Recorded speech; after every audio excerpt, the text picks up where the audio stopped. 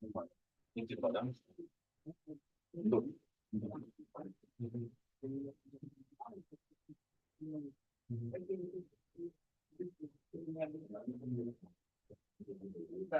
О, вот это что получилось. да.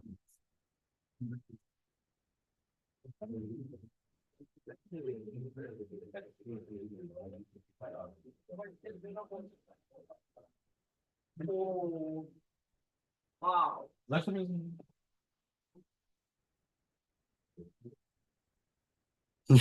А там Шваб как раз игрался этими бейджиками.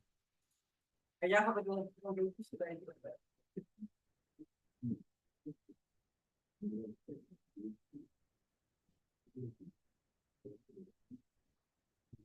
Нет, это тошнительное движение.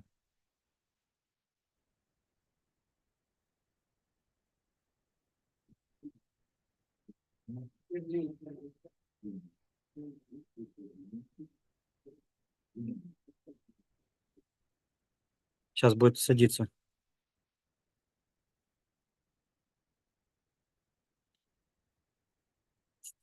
Не видно баннера. И Шваба не видно. А Илья раньше пошел.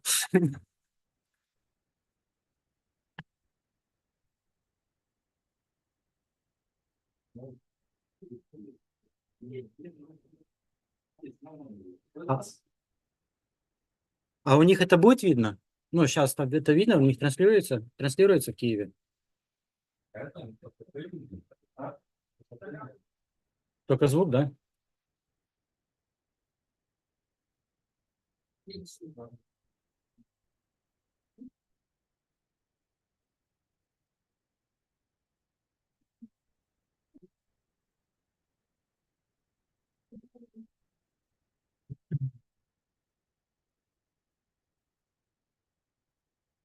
Ой, есть этот город чуть-чуть видно.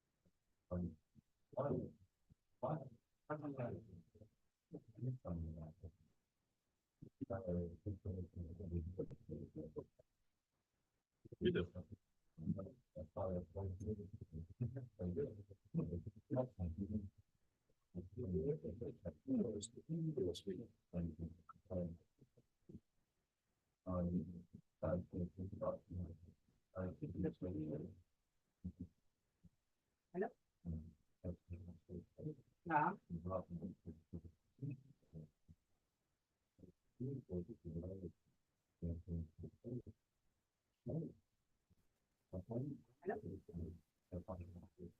Да.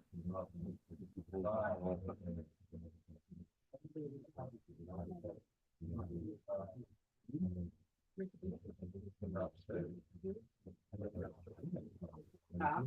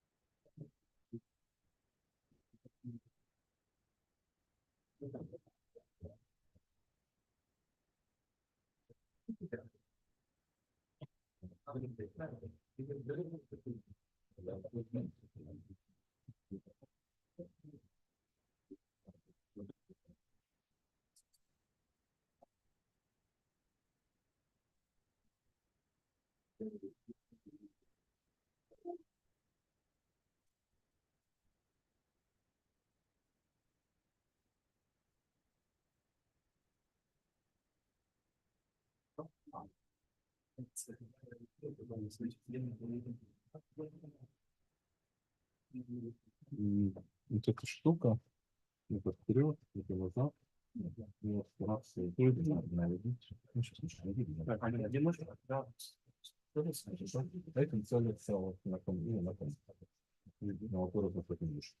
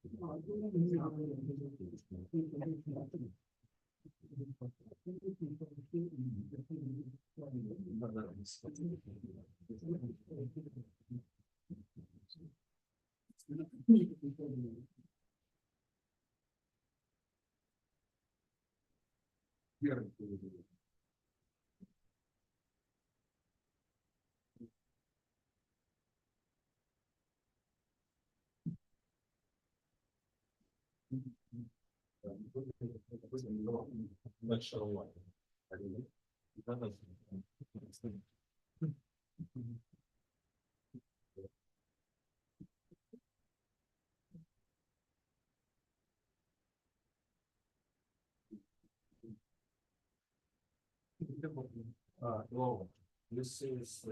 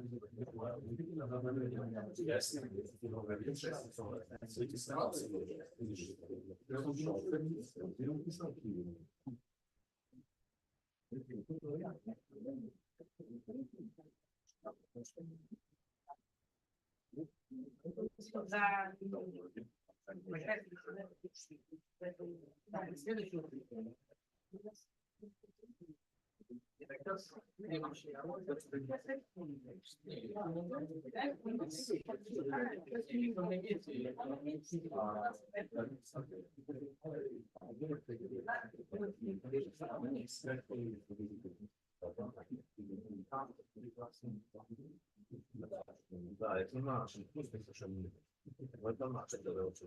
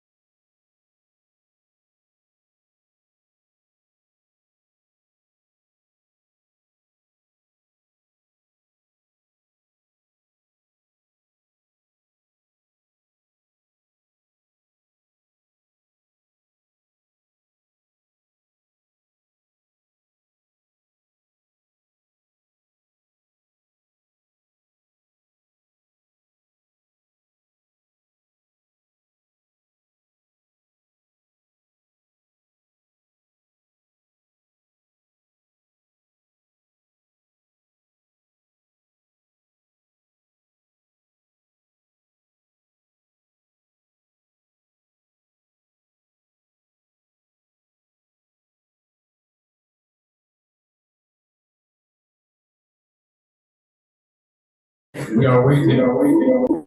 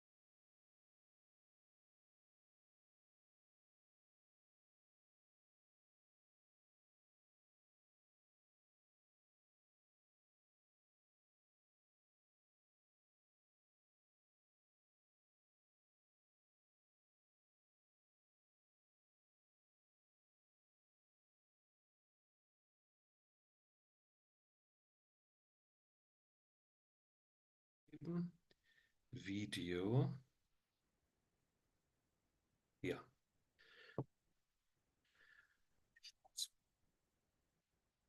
Hello, everybody. Can you hear me?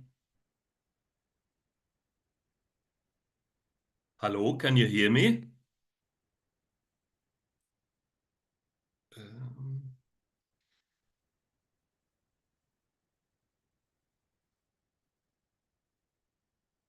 Can you hear me? Yes. Ah, okay. So, just a second, please.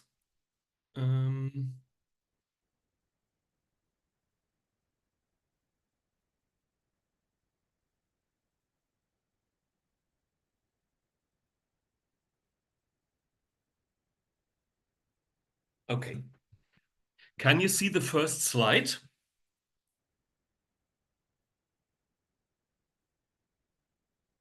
Yes. Okay. So, hello, everybody.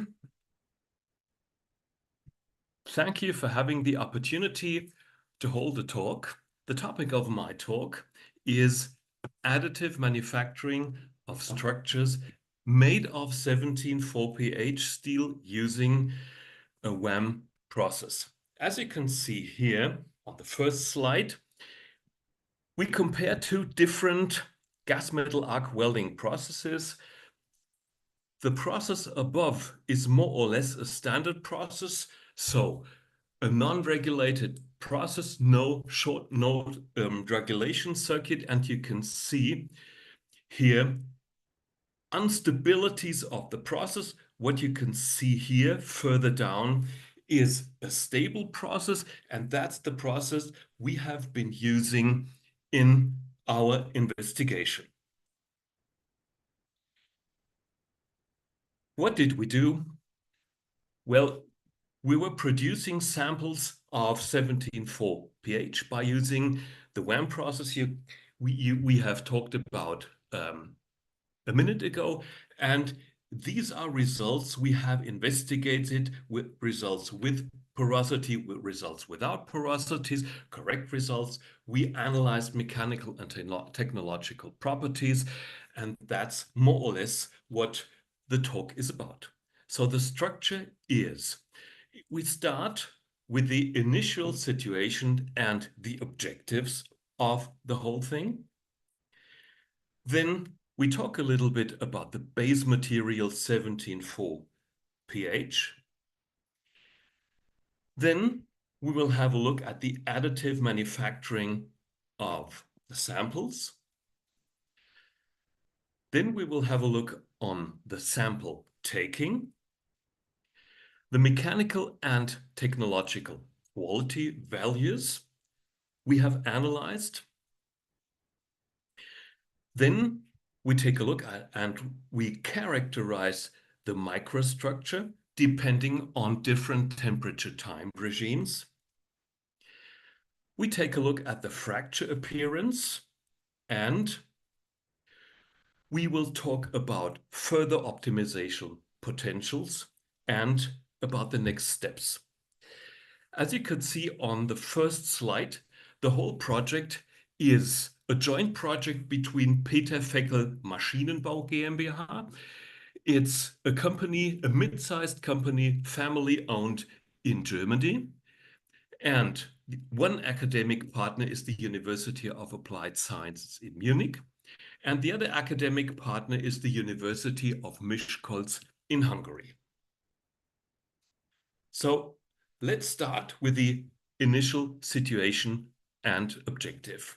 The company Peter Feckel Maschinenbau was confronted with a blade compressor test bench used to develop a new generation of passenger aircraft engines from a well-known engine manufacturer. So that was the task. And the base material in this case is 17.4 pH, so stainless steel, an ultra-high strength stainless steel.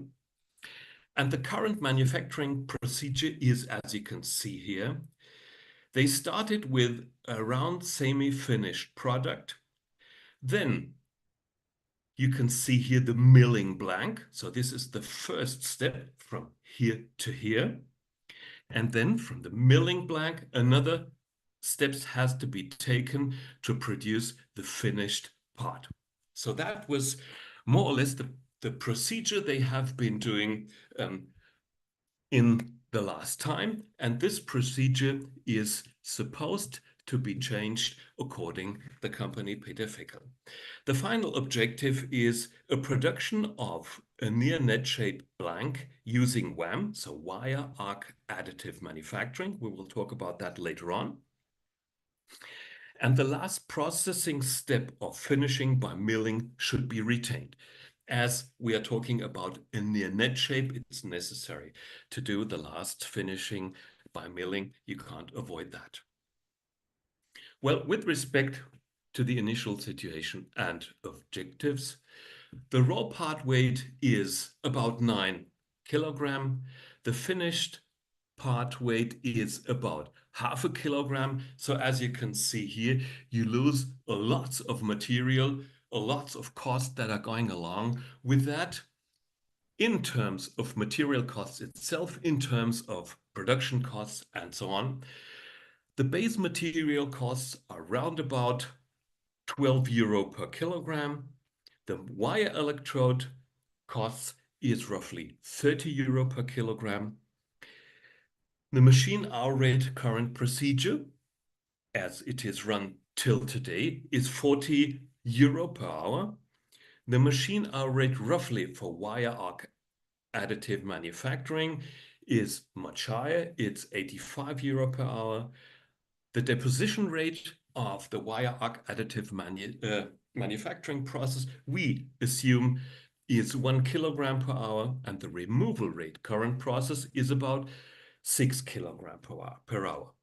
Overall, if you compare the costs up to finishing with the current procedure compared to a wire arc additive manufacturing process, you can see here the material costs with respect to the current process are much, much, much higher, as you do have quite a high loss of materials. Therefore, the production costs with respect to machine costs are a bit higher with respect to the wire arc additive manufacturing process, but overall, we assume, or we hope, to save quite a lot of money by changing the process. So that's more or less the application case we have been starting to analyze in order to work out a new procedure. The superior technical and scientific objectives are, first of all, understanding of the effects of the process immanent heat input on the precipitation kinetics, as there is a correlation between temperature time regime and precipitation. This 17.4 pH, as we will see later on, is a precipitation hardening aging steel. The structural morphology we would like to understand, and the mechanical and technological quality values. Development of a post-weld heat treatment taking into account the special features of the wire arc additive manufacturing process.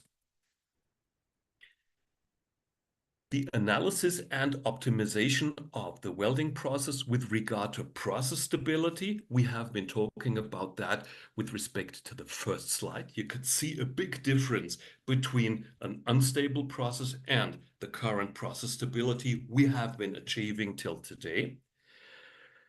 The process capability and suitability for out-of-position welding. That's quite an important point. The minimization of interior weld imperfections, such as porosity, for example. The development of characteristic values and a calculation basis for dynamic loads, taking into account typical unavoidable weld imperfections. The base material, as I've been pointing out, is a aging steel. So this means a very low carbon content and a chromium content between 15 and 17.5%, nickel content between 3 and 5%, and a copper content between 3 and 5%. And as a result of this copper content, we have a precipitation of those copper particles, which increase the hardness and strength in addition to the matrix, to the hardness of the matrix on its own. You can see here a temperature and phase diagram, and you can see here that the matrix or the liquid starts to solidify ferritic, and then by cooling down, the ferrite is changed into austenite, and later on, the austenite is changing into a body-centered structure, more or less. It is a very weak martensite. So at the end of the day, you have a little bit delta ferrite, you have a quite weak martensite matrix, but with a high dislocation density. And depending on the temperature time regime, you have those copper precipitates, which increase the strength and the hardness of the structure. In order to get the structure you want to achieve, just a second, you have to apply a special heat treatment that consists as a first step of a solution annealing process between 1000 and 1050 degrees. You cool it in oil or air in general. And the structure as solution annealed consists of martensite, austenite, and ferrite. After solution annealing, you do an H-hardening process, and there are different conditions with respect to different temperature time regimes that are standardized in different standards. We're talking here about American standard. I have been here pointing out at this on the slide, and we are talking about the condition H 1025. This means after solution annealing, you apply 550 degrees Celsius for 4 hours and you cool it down on air. This is the condition the customer of the company, Peter Feckel, is requiring. And that's the reason why we started to focus on this condition. At the end, the structure consists of martensite, austenite, ferrite, and this is very important, intermetallic phases, as these intermetallic phases do have an impact on the mechanical and technological properties of the structure. You can see it here, the condition 550 degrees C, the hardness values roughly between 330 and 390 Vickers. 0.2% proof strength is 1000 Newton per square millimeter at minimum. Tensile strength is 1080 Newton per square millimeter. Elongation between 12 and 10 minimum value, and impact strength between 30 and 45. Well, the additive manufacturing of the samples can be seen here. We used a wire diameter of 1.2 millimeter, and this is the structure we have been producing. As you can see here, we are able to produce a quite near-net shape structure. We have been optimizing the welding gas, the welding process gas. It was beneficial to apply a gas mixture with roughly 18% helium as this reduced the porosity. So it's always a balance between two objectives. On the one hand, you want to get a very near net shaped structure. This means weld as cold as possible. But on the other hand, the colder you weld, the higher is the porosity you have to face. So we decided to use roughly 18% helium and a quite low amount of CO2. We will talk about that in a few minutes later. We applied an average power of 4.5 kilowatt and a welding speed of 20 centimeters per minute. The process we applied is so-called synchro feed from OTC Daihen. It's a company from Japan. It's a modified short arc with a reversing wire electrode. And the wire electrode is 17.4 pH, but it is in contrast or compared with the base material with a reduced carbon and silicon content. As you can see here, quite low carbon and quite low silicon content. We will talk about that in a few minutes. As you can see here, in order to get an impression of the temperature time regime, we measured it with a pyrometric system. Here you can see pyrometric surface temperature measurement. It is valid from 250 to 800 degrees C. And the inside temperature measurement has been done with a thermocouple. We measured, in addition to that, current and voltage. Then we were able to calculate the average power.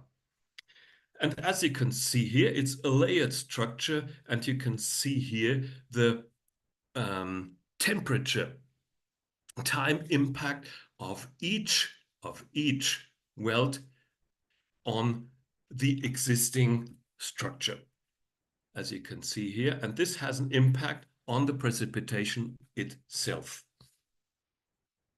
The post-weld heat treatment, you can see here, we have been applying a solution annealing 30 minutes, 1040 degrees C.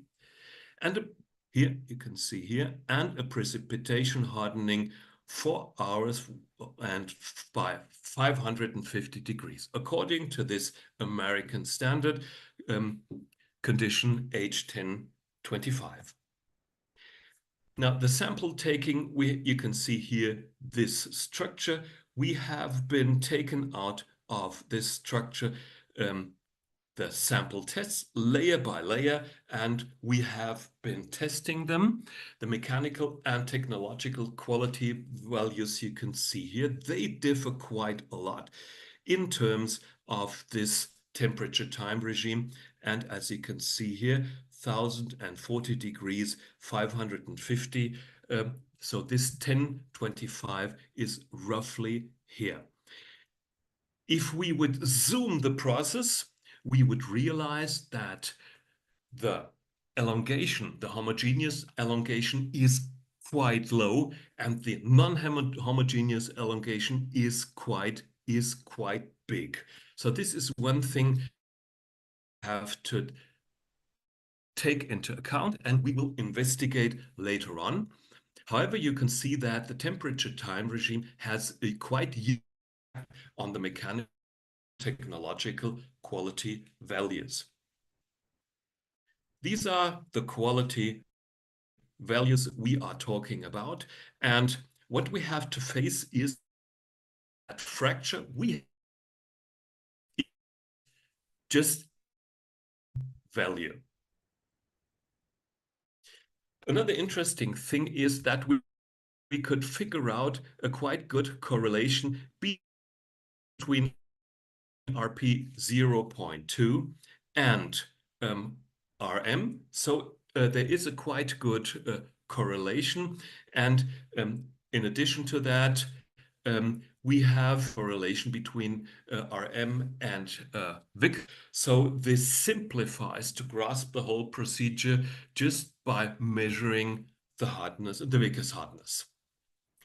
You can see here the characterization of the microstructure condition as deposited without any post-weld heat treatment. And you can see here a quite big anisotropy. You can see here the dark things at the dark areas at the grain boundaries. This is delta ferrite. If we zoom it, you can see here the microstructure with quite big delta ferrite at the grain boundaries. But the most important thing is more or less the anisotropy. And we have been analyzing if the elimination of the anisotropy of the solidification structure by solution annealing of 4 hours with new grain formation is possible. And we can answer this. This is more or less a structure with an anisotropy, and this is more or less a structure with a low grade of anisotropy, so more or less an isotropic structure due to the 4 hours. The characterization of the microstructure you can see here. Hard phase precipitates and residues from the welding process. These are those precipitates that are located at the grain boundaries on the one hand. And on the other hand, we have quite a high amount of metal oxides. And this is another question, another important parameter. How do these metal oxides impact the dynamic strength of the whole structure? So we tried to analyze the development of those structures by applying thermocalc, first of all under a thermodynamic equilibrium. We will go on by applying it with different non-equilibrium states. But first of all, you can see here that chromium nitride starts to develop at a quite high temperature. This means solution annealing by 1000 or 1050 degrees does not dissolve chromium nitride particles. Therefore, the thermal history that has been taken, or that has been taken place during the welding procedure itself, produces those chromium nitrogen particles, and we are not able to dissolve them. In contrast, the longer we apply a process by 1050 degrees, the more of these chromium nitride precipitates we will get. Hard phase, as you can as you can see here.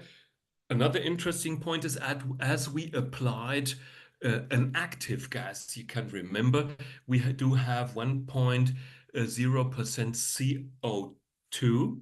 You can see here the development of different spinels, or at least metallic oxides, as a consequence of the oxygen content in the matrix. And as you can see here, again, the development of these metal oxides, of these spinels, take place at a quite high temperature. So solution annealing at 1050 degrees do not dissolve these metal oxides. Niobium carbides and niobium nitrides are analyzed here, and again, they are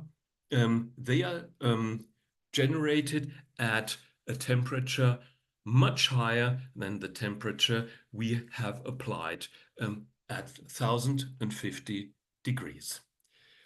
Well, this is an image, a fracture,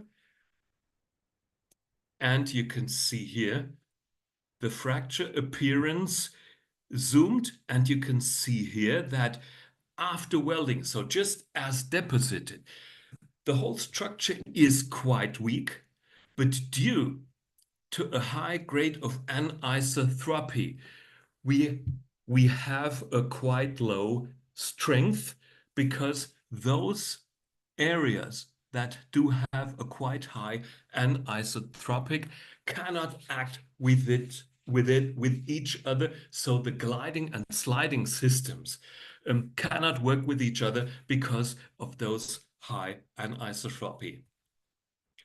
The fracture appearance, as you can see here, hard phase participants, you can see here those hard phase participants, and you can see here that they are broken. So those hard phase, so the brittle phases break. In general, we have a quite dim appearance of the fracture, but the problem that goes along with the whole story is more or less those small brittle phases that we have to face as a consequence of our temperature time regime. And as you can see here, those hard phases are also located at the grain boundaries. And those grain boundaries have to move against each other so that a plastic deformation is supposed to take place. And as we do have those small hard phase participates at those grain boundaries, they counteract the movement of the grain boundaries in order to get a high elongation at fracture. So this is the current situation we have to face. This is an example for anterior weld imperfections, and the porosity, as I already have pointed out, correlates with the amount of heat we put into the system. The higher the heat input is, the better is it for the gas bubbles to jump out of the liquid. But on the other hand, it's difficult to get a near net shape structure. So here you can see a result. This is the impact of a big pore on the fracture behavior of the whole system. Anyhow, it has to be avoided. And this is, for example, a typical X-ray of a sample that was welded quite cold. In addition to typical X-rays that were welded quite warm, they do face much less porosity. So the optimization potential, we are just starting with a project. So this is a first insight. We are working for the next years on that. We focus on the increasing of the process stability. We want to get a reduction of the oxygen introduced by the welding process to minimize the oxide hard phases. Another thing is optimized compromise between near net shape production and interior weld imperfections.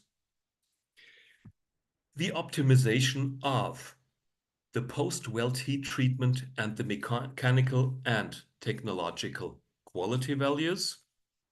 The next steps, well, we modify the welding process so that we are able to do this, and the generation of redox reactions inherent in the welding process to reduce the oxide present in the wire electrode. So we weld with a standard wire electrode. We want to have redox reactions inherent in the welding process that reduce oxide the oxides of the that are in the wire electrode. That's the content of my talk. Thank you very much for your attention. If you have further questions, please feel free to ask.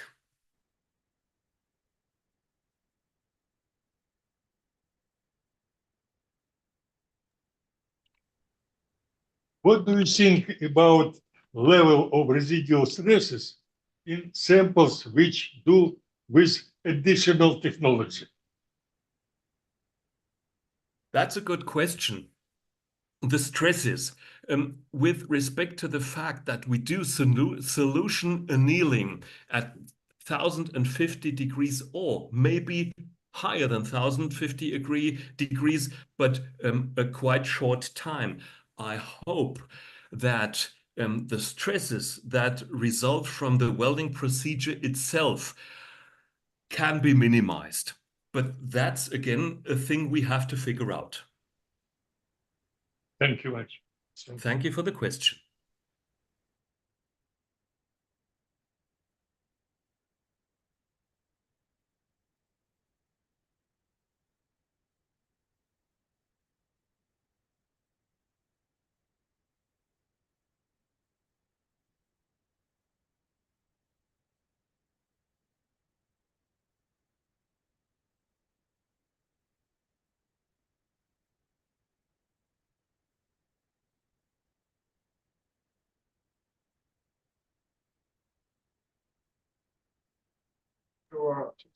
Вашего доклада. Дуговые процессы. Какие дуговые процессы вы используете для получения результата? So from the title of the report, it is told about arc processes. So the speaker would like to know what arc processes definitely you use. Вашего доклада. Дуговые процессы. Какие дуговые процессы вы используете для получения результата? So from the title of the report, it is told about arc processes. So the speaker would like to know what arc processes definitely you use. Вашего доклада. Дуговые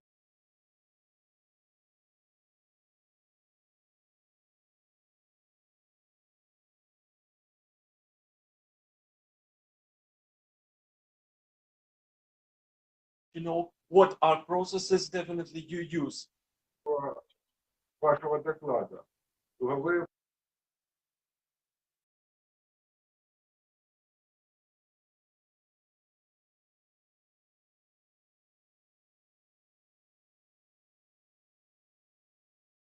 To know what arc processes definitely you use. вашего доклада. Дуговые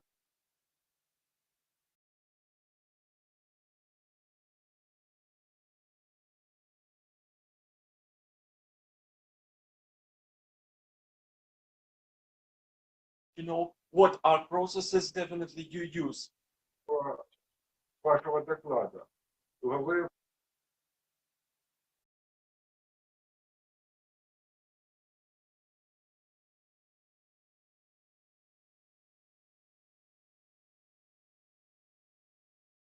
To know what arc processes definitely you use. вашего доклада. Дуговые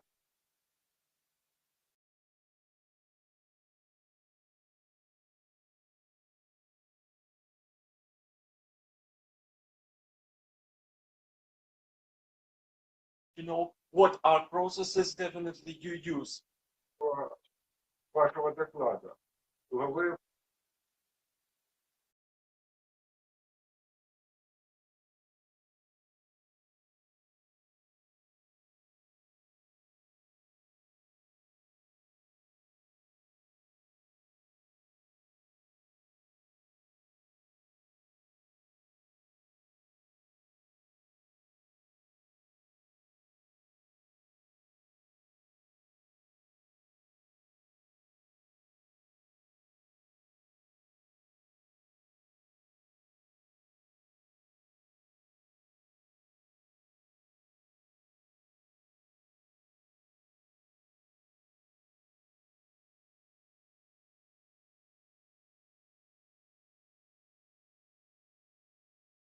be information processing, it could be information storage, it could be energy harvesting, it could be radiation detection and generation.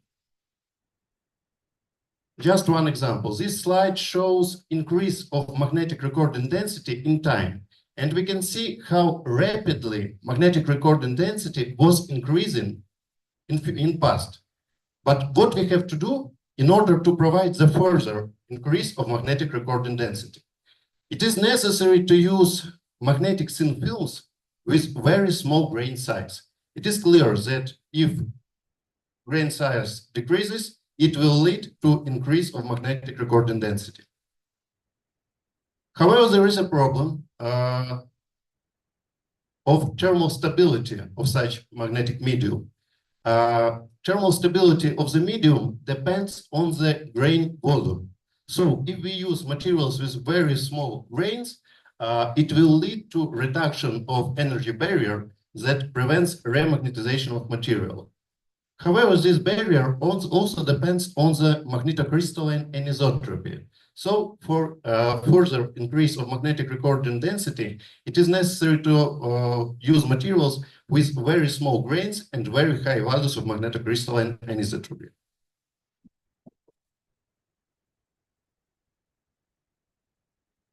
Next slide, please. In this regard, iron platinum and cobalt platinum magnetic thin films are very promising materials since they reveal very high values of magnetocrystalline anisotropy. And we propose original approach how to form such magnetic thin films. We call this approach diffusion formation. What do we mean under diffusion formation? We prepare stacks, layer stacks with separate layers of elements, for instance, of platinum and iron. After that, we conduct heat treatment, ion treatment, laser treatment, or any other energy treatment in order to initiate diffusion, diffusion between the layers and diffusion driven structural phase transitions in order to form required phase. And this is the first example that I would like to show, diffusion formation of iron platinum thin films in the presence of gold intermediate layer. We prepare two types of the stacks, iron platinum bilayer and the same stack with gold intermediate layer. The thickness of platinum and iron layers was kept was 15 nanometers, while the thickness of gold intermediate layer was 10 nanometers. Here we have chemical depth profiles of the S-deposited films. So we have layer of platinum, layer of iron, and substrate. And we can see this nice sharp interface between the layers. The same story for three-layer stack. Layer of platinum, gold intermediate layer, and layer of iron. And again, we can see nice sharp interfaces between these layers. And we conducted heat treatment at relatively low temperature of 330 degrees with different durations. And we followed diffusion processes. What we found, for instance, 2 hours of aniline, there is some diffusion of iron, some very limited diffusion of iron into platinum layer.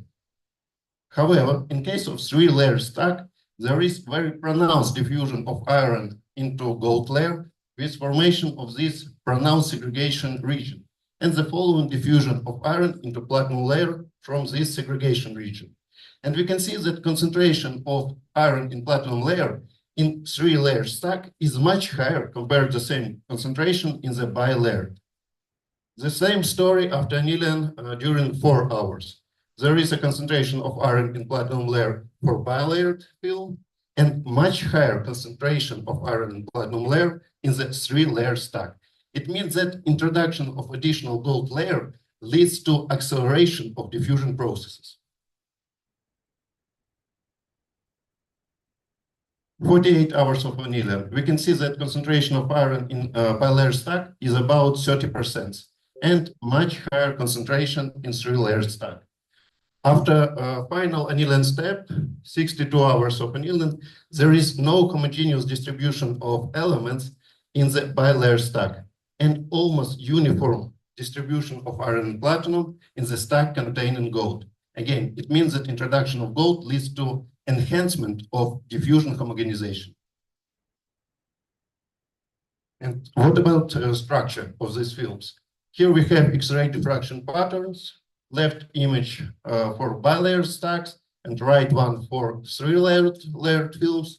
And there is no indication of chemical ordering in the structure of bilayer stacks, even after annealing with highest duration. In turn, there is small intensity superstructure peak at the patterns of the film containing gold after annealing during 24 hours. It means that introduction of gold layer leads not only to enhancement of diffusion rate, but also to partial chemical ordering.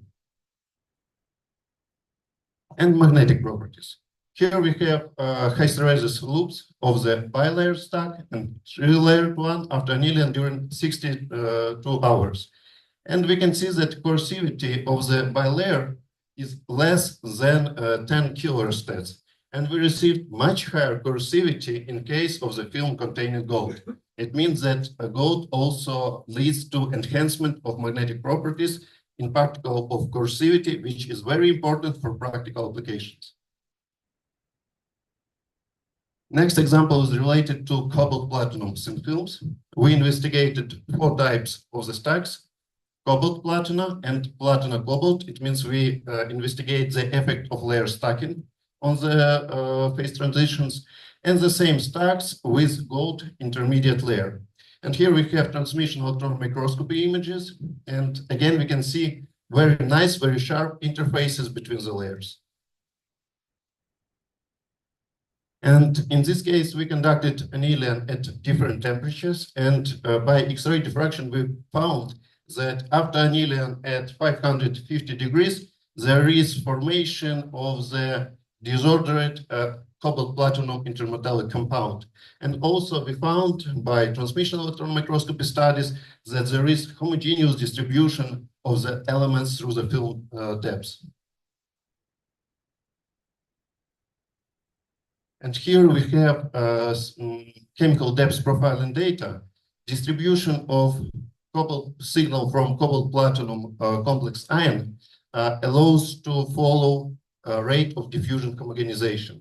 And we found that up to some critical temperature, there is pronounced effect of the layer stacking on the diffusion rate. In case of annealing at 250 and 350, distribution of the stacks with platinum top layer this distribution is much more uniform compared to the stacks with cobalt top layer. And after annealing at 550 degrees, there is no effect of the stacking on the diffusion homogenization. And we connect this effect with dominant diffusion mechanism at different temperature ranges. And again, we investigate magnetic properties of these films. Here we have coercivity as a function of annealing temperature. And again, we found that coercivity of the films with gold intermediate layer is much higher compared to the coercivity of bilayer stacks. It means that introduction of gold allows to enhance magnetic properties.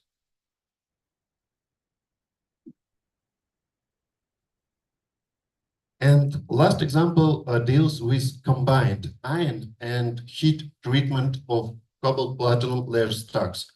We investigated 2 types of the stacks, cobalt platinum and platina cobalt. We did annealing and investigated magnetic properties.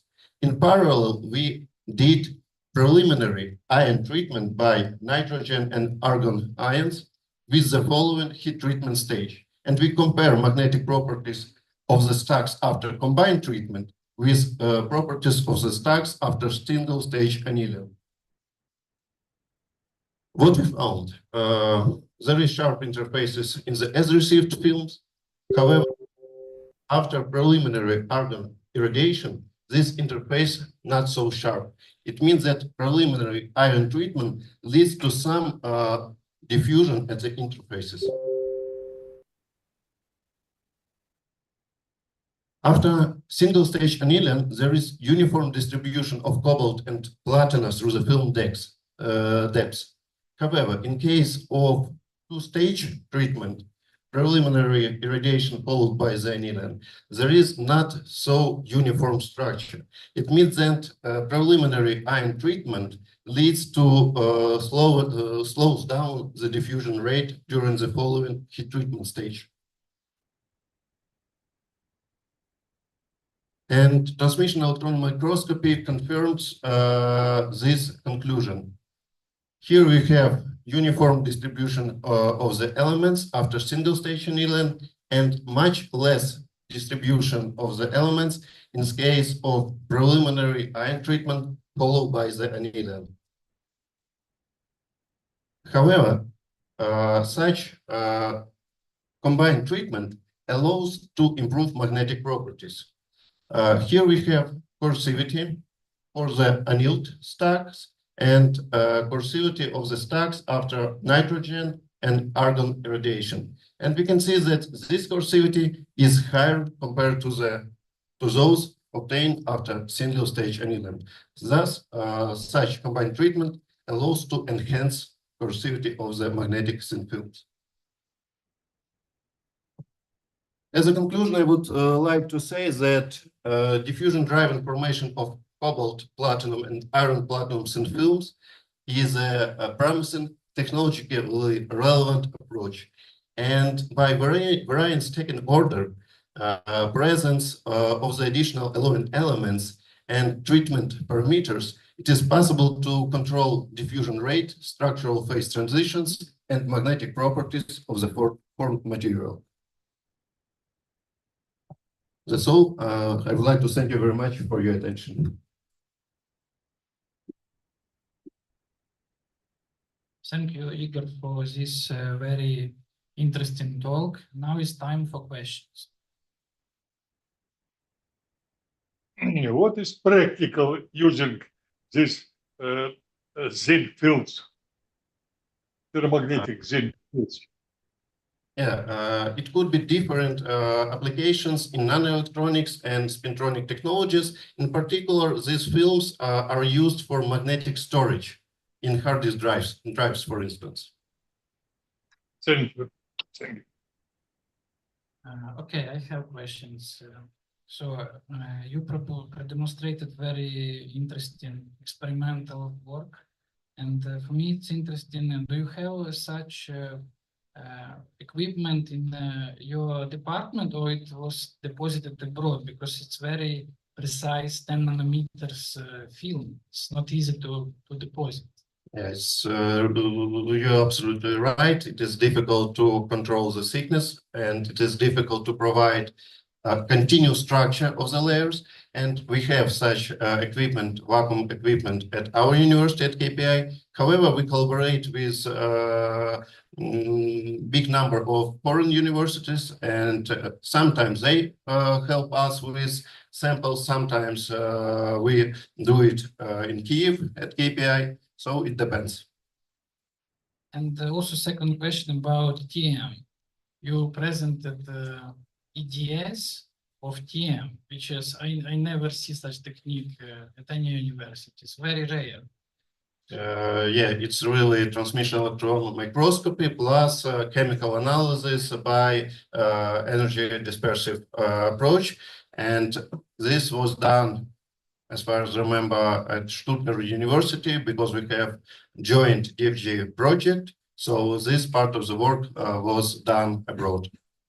Thank you very much. Very interesting work. Thank you very much.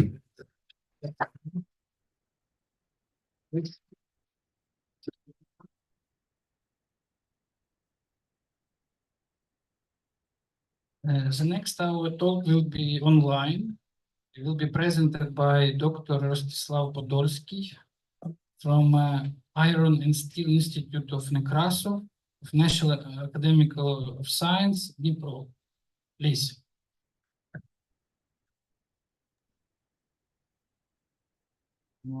Good afternoon, dear colleagues. My name is Rostislav Podolsky, and together with my co-authors, Dr. Adjamsky and Dr. Konenko, I'm pleased to present our research work title, Study of the Influence of Manufacturing Parameters on Mechanical Properties of LPBF, Aluminium-Silicium-10 Magnesium alloy. Additive manufacturing technology, also known as 3D printing, has seen increasing usage in recent years. The number of material and methods available for various industries such as aerospace, automotive, and medical sector. This work focuses on the laser powder bed fusion. LPBF is an iterative process and involves three main steps. First steps is depositing a 15 to 150 micrometers thick powder layer onto the build platform, partially melting the powder layer using laser source based on previously imported 3D CAD model, and lowering the build platform and the return to step 1. The powder is usually applied using a polymer or rubber scraper. The entire manufacturing process is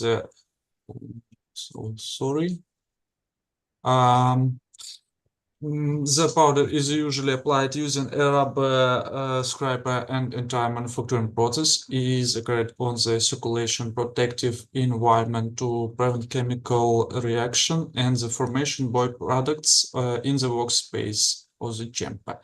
This slide illustrate the circulation stream of argon flows during the manufacturing process.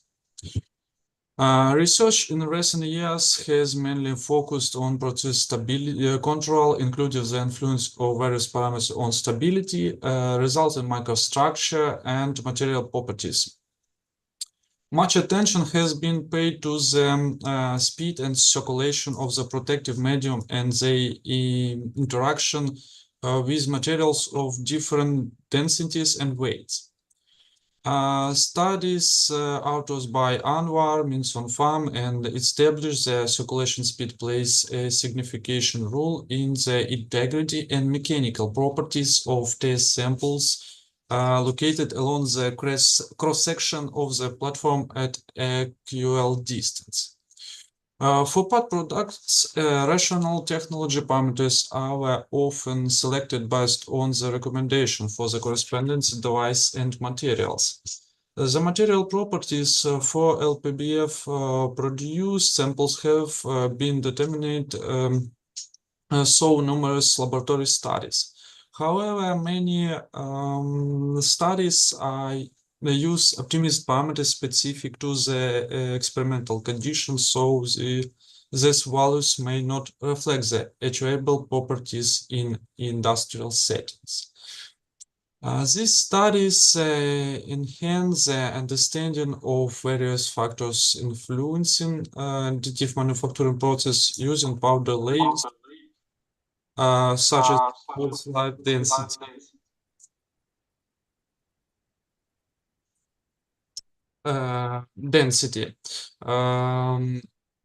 Flow behavior, heat transfer, and temperature distribution. In this slide, the general idea of this work is to study the influence of production factors on the integrity and mechanical properties of the LPBF aluminum silicon and magnesium alloy. The main research task consists of the 3 stages. First stage is analyze exciting existing research on the formation of samples quality using the LPBF method for materials with low density. Study the distribution of relative total fraction of pores in the samples depending on the location on the platform, and establish the dependence of a change in mechanical properties of location of the samples on the platform. In this studies used aluminum-based alloy with a particle size from 10 to 45 micrometers, which allows determining the below condition for integrity and mechanical properties of light metal with a low specific density. Chemical composition of this material shown in this slide. In the slide show analysis of the integrity of test samples at a production power of 180 watts and microstructure recommended mode with parameters power 180 watts, scanning speed 1200 millimeters a second, and the distance between the tracks 0.11 millimeters. This test sample microstructure in these samples not found lack of fusion defects, lack of fusion, keyholing, and gas pores. The results from the results of study of mechanical properties and integrity analysis, depending on the location on the platform, it was established that all test samples except for sample on this zone, which were located near the exit nozzle, have approximately the same density as the total area of the experimental area. It should be noted that the interaction in the test samples in this zone a smaller number, but the pore size is in of range 3 to 12 micrometers, while the other test sample are 3 to 8 micrometers, which longer total number. Those mechanical properties showed that taking into account the interaction in the samples 3 and 5s, the overall porosity plays a more significant role than the pore size, which explains the high strength and medium plasticity characteristics. It should be noted the test samples 10, 11, 17, 19, and 21 mainly have strengths between 293 to 34 Pascal, and plasticity of the test samples corresponds to the range of 79% to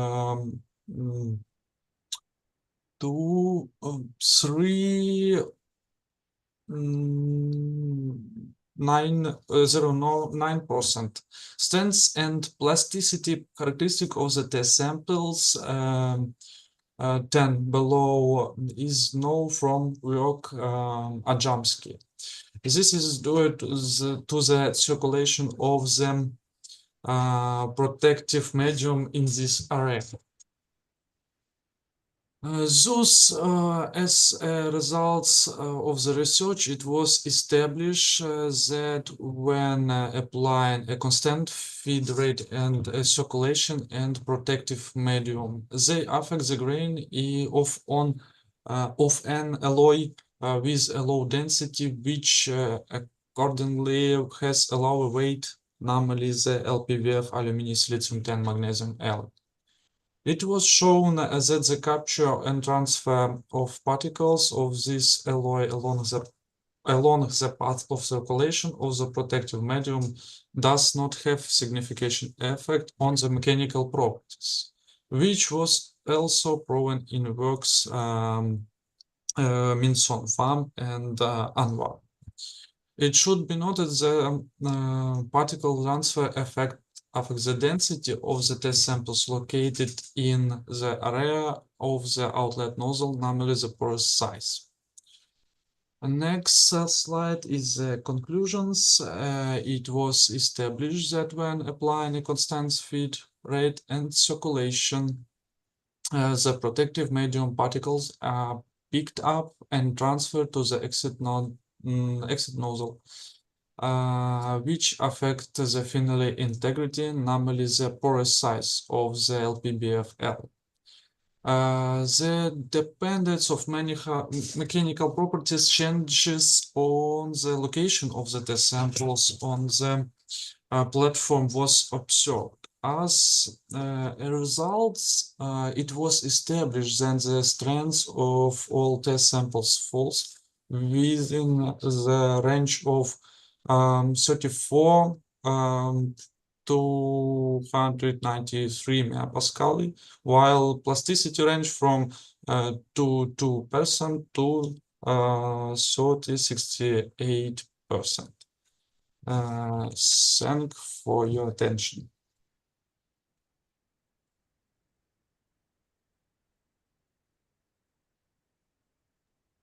Thank you. Thank you for your report. My question, what practical application alloys which you represented? Well, in this work, we are present a material aluminum 10 magnesium, but we are work with titanium alloy, nickel alloy, and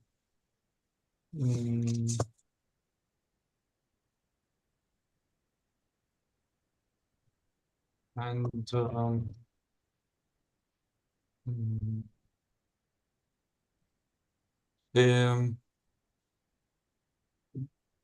Thank you very much. More questions, please? Thank you for your interesting presentation. And my question is, did you investigate the influence of cracks, maybe inside cracks or outside cracks, and some surface defects of your samples? I think it will have significant influence on strength in result.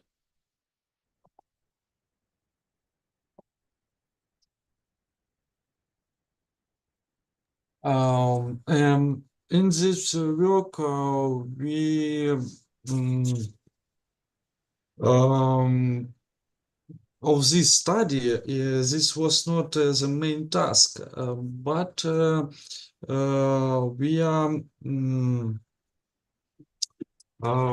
was described it in detail in the article manuscripts. Okay, more questions? No, then thanks. One more, Rostislav.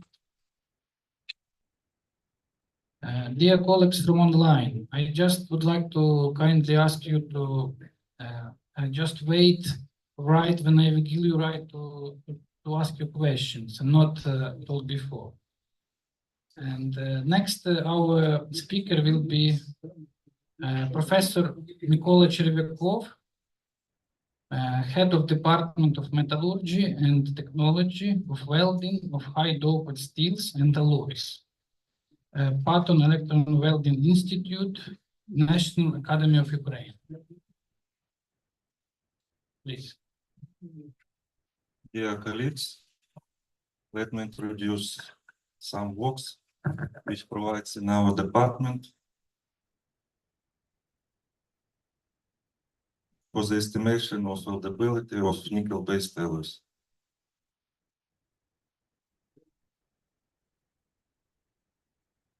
The title of my report is Comprehensive Analysis of the Microstructure and Mechanical Properties of Deposited Metal of Nickel High Temperature Alloy JS32.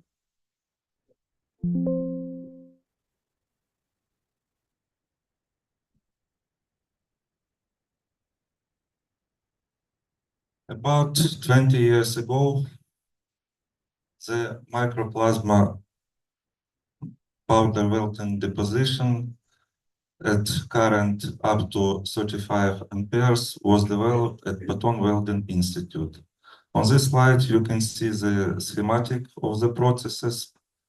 These processes now widely used in industrial repair of edges of working blades in aircraft engines. Chemical composition of this alloy you can see in table.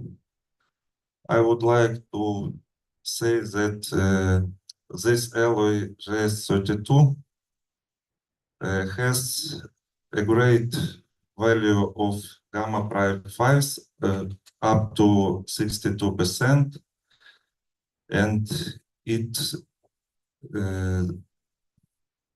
considered as non-weldable.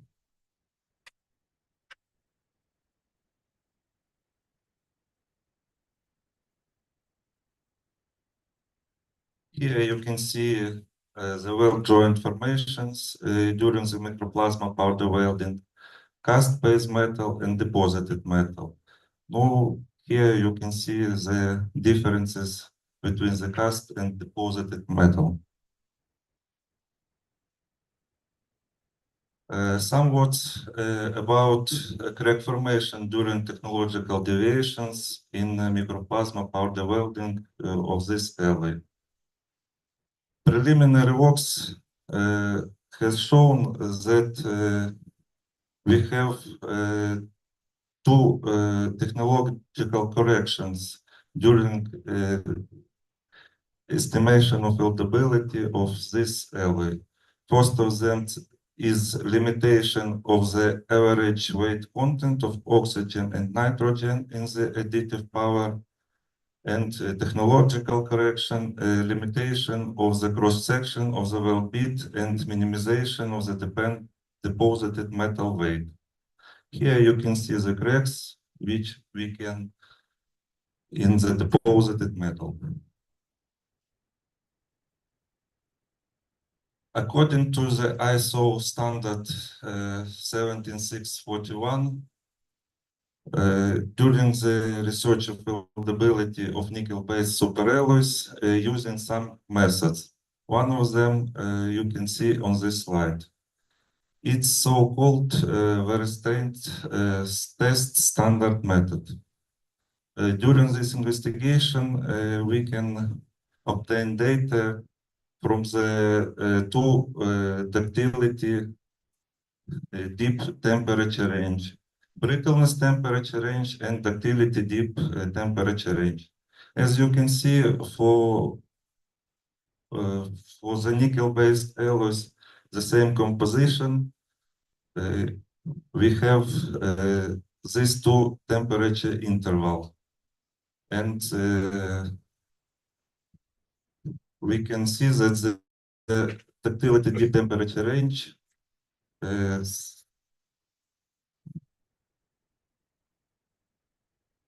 have values of 0.1, 0.2%.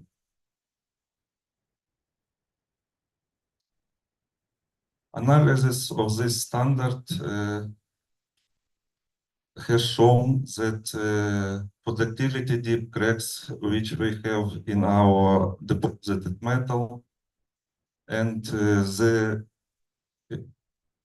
analyzing the tests which provide to the welding joints, self-restraint test, post-weld longitudinal bend test, and externally loaded test, among them restraint test, PVR test. We can have the main idea of the research. Selection of a technological test workpiece with minimal welding restraint condition, application of series of longitudinal static tension tests for deposited metal samples, which discretely simulates the welding thermal types in the range 20 over 1100 degrees Celsius, and construction and analysis of the critical fracture strain dependence, epsilon critical. Experimental setup of our investigation was in multi-layer build up of vertical walled deposit metal workpiece. After each layer, we mechanically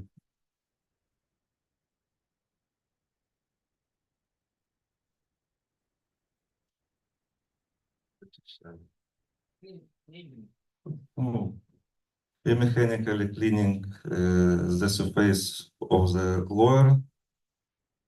Then we use the specimen sample drawing you can see here. These samples we made by electrical discharging machining from the vertical wall quartz piece. Here you can see the process of ADM machining. Here on the vertical wall the pieces how it was on the plate. And then we do fine grinding and polishing of ADM cuts. And next results. Using MTS 810 servohydraulic machine, we provide the complex of short-term mechanical properties of deposited metal and base metal of GS32 superalloy. Here you can see number one, it's deposited metal as built without his treatment. Two, deposited metal after aging, heat treatment 10-15 degrees Celsius, 2.5 hours. Three, deposited metal after homogenization heat treatment 12-18 degrees Celsius, 2.5 hours. And five, base metal with a polycrystalline structure after homogenization. As you can see from these results, all three deposited metals 1 to 3 showed the ductility dip in temperature range from 600 to 950 degrees Celsius. Here you can see this data more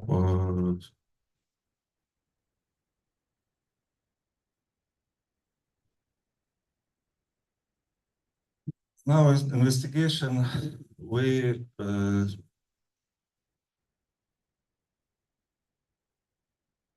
the presence of the low ductility state, epsilon critical 1.5%, has been established for the deposited metal in the next structural states. As built structural state at temperatures 1100 degrees Celsius, after aging heat treatment structural state at the same temperatures, and after homogenization heat treatment structural state at temperatures above 700 degrees of Celsius. Peculiarities of the grain boundary microstructure of deposited metal in different structural states. At scanning electron microscopy and with scattered electron, you can see on this slide. Three types as built after aging heat treatment and after homogenization.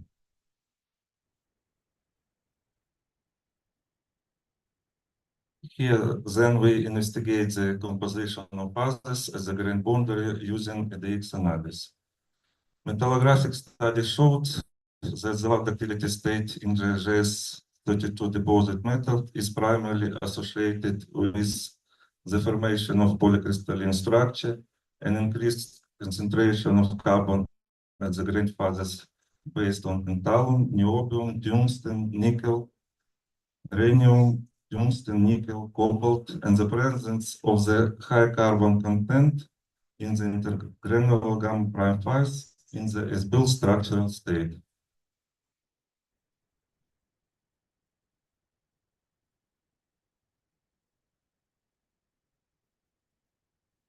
Here are the conclusions. We performed the complex of short-time mechanical properties of the multi-layer deposited metal obtained by microplasma powder weld and deposition process. It is shown that the previously known increased susceptibility of welded joints base deposit metal to the formation of cracks during welding and subsequent post-weld heat treatment can be due to the presence of the low ductility states with a critical fracture strain no more than 0.8%. It is formed during the process of microplasma powder surfacing and is stored after aging. Water heat treatment, 10-15 degrees Celsius, 2.5 hours. The presence of low ductility state in the multilayer deposited metal associated with the polycrystalline structure formation and carbon-enriched grain boundaries. Along them, a significant amount of carbide phases with a dispersion of 0.2 micrometers are realized, separated by gaps of the intergranular gamma prime phase.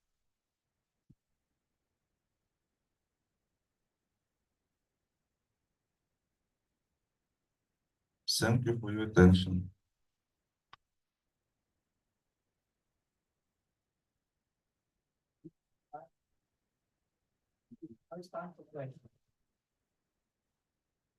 Please. I a little bit invite the auditory to be more active because always after the lunch, has some relax. So I have questions on the previous slide before the conclusion.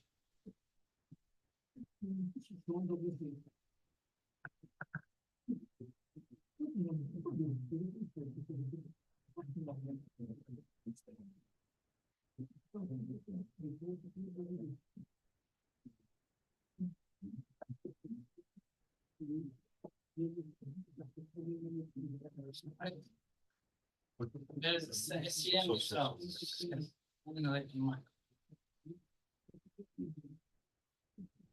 Here, you can. Yeah. Yes, stop.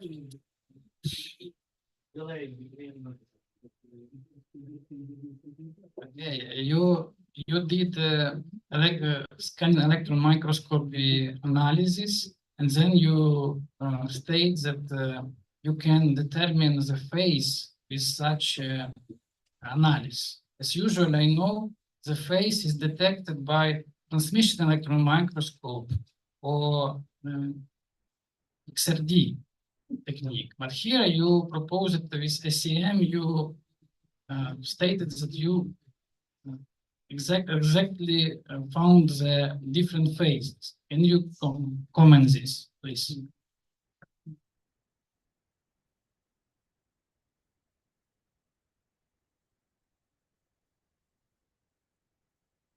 Unfortunately, I am not specialist in metallography, so I don't tell you what you want to listen.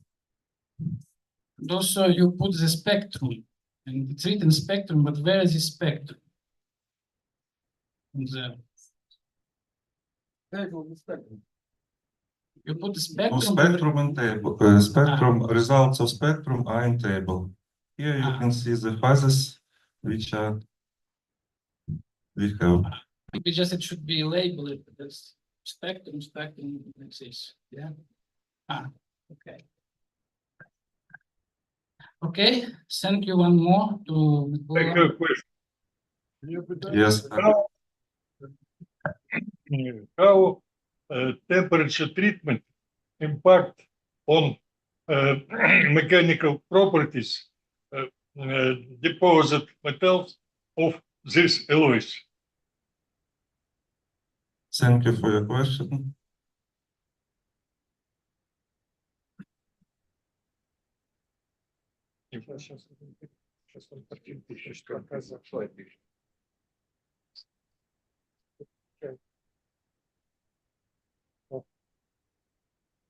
Here you can see the complex of short-time term mechanical properties. Here, 1, 2, 3, it's a deposited metal in as-built, 1 as-built, 2 after aging heat treatment, and 3 after harmonization heat treatment. As you can see, the ultimate tensile strengths can change using this heat treatment.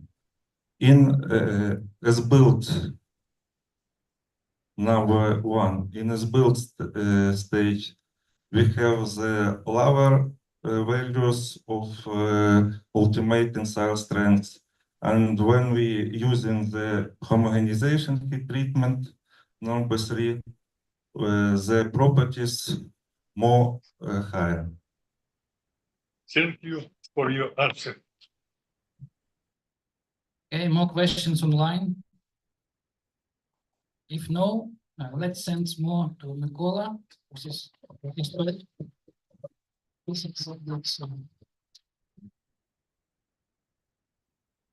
and then now we have perfect timing, and now we have coffee break.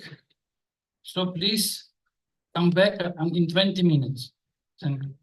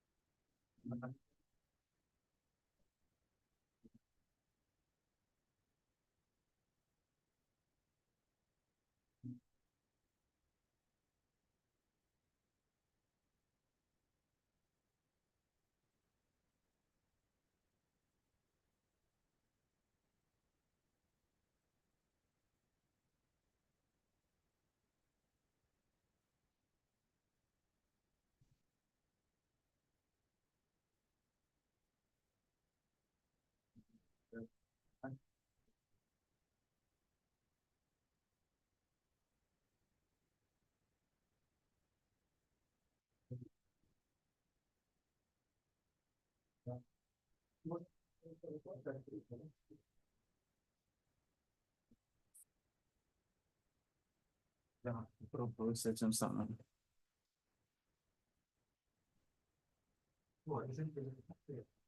Мгм.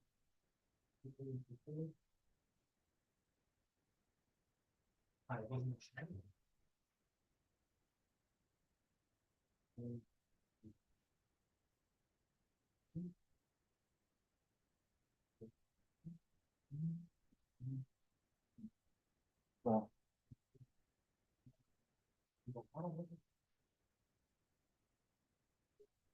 Ага. Хорошо. Спасибо. Да.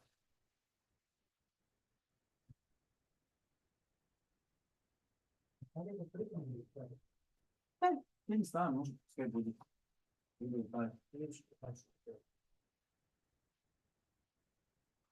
а мы, типа, когда ведущий предлагает, он просто говорит, картинку не меняет. Ну, при этом. А это, слушай, ты не видишь, вот не видишь, или нет, так знаешь, там где тезис, не тезис, а полный, да, да.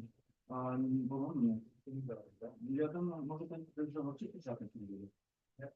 Что была мысль почитать, можно было делать вопрос, потому что, ну, да, есть такое. Да. you want to install some school here, please, there is a change in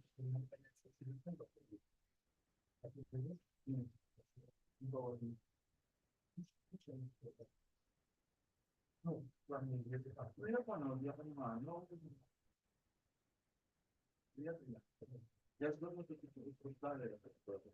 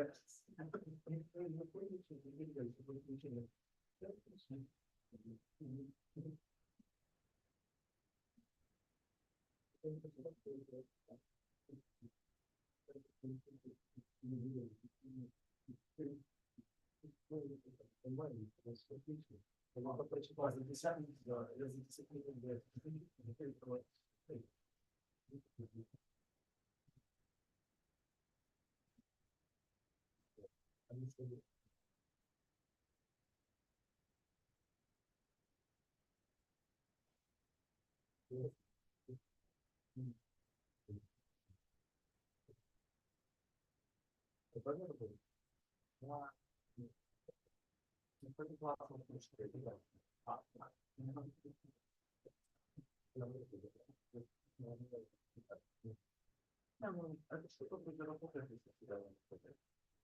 Вот знаете. Я имею в виду указку. Да, ну знаете, что бывает?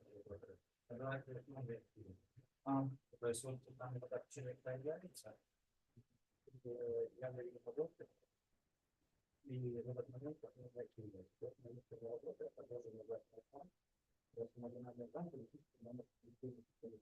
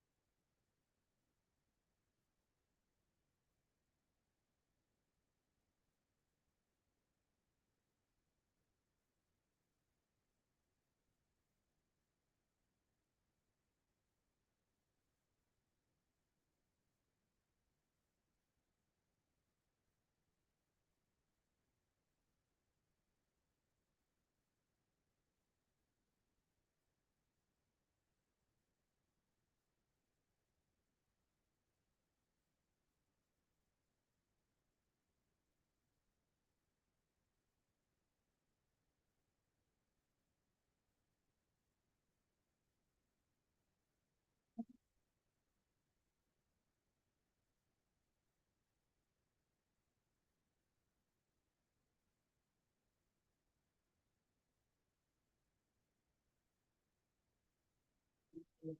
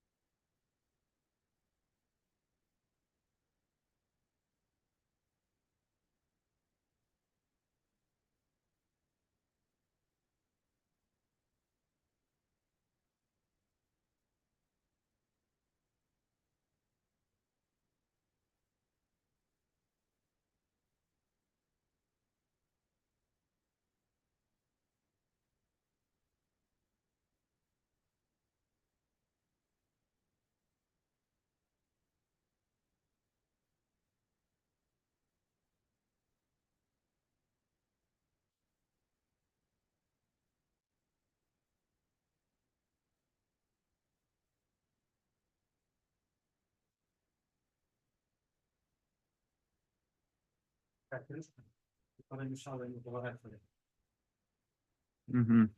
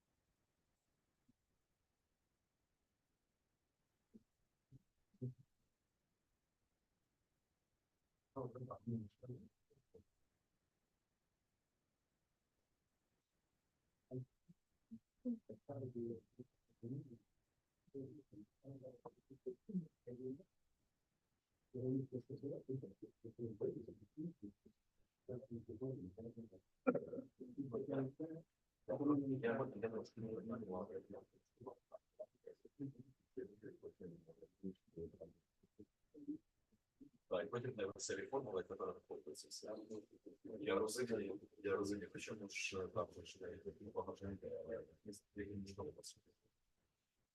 і зараз ми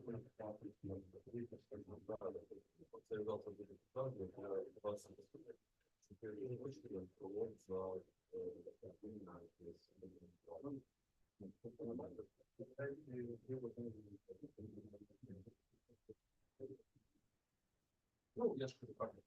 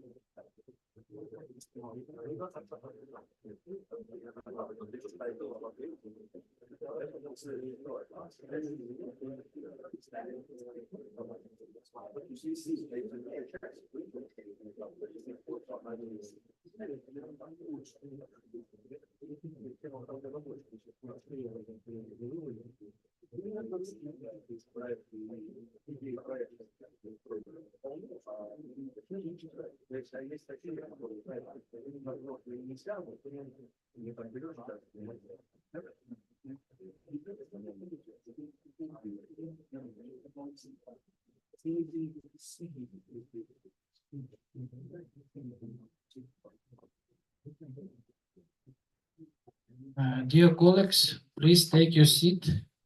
We will continue our evening session,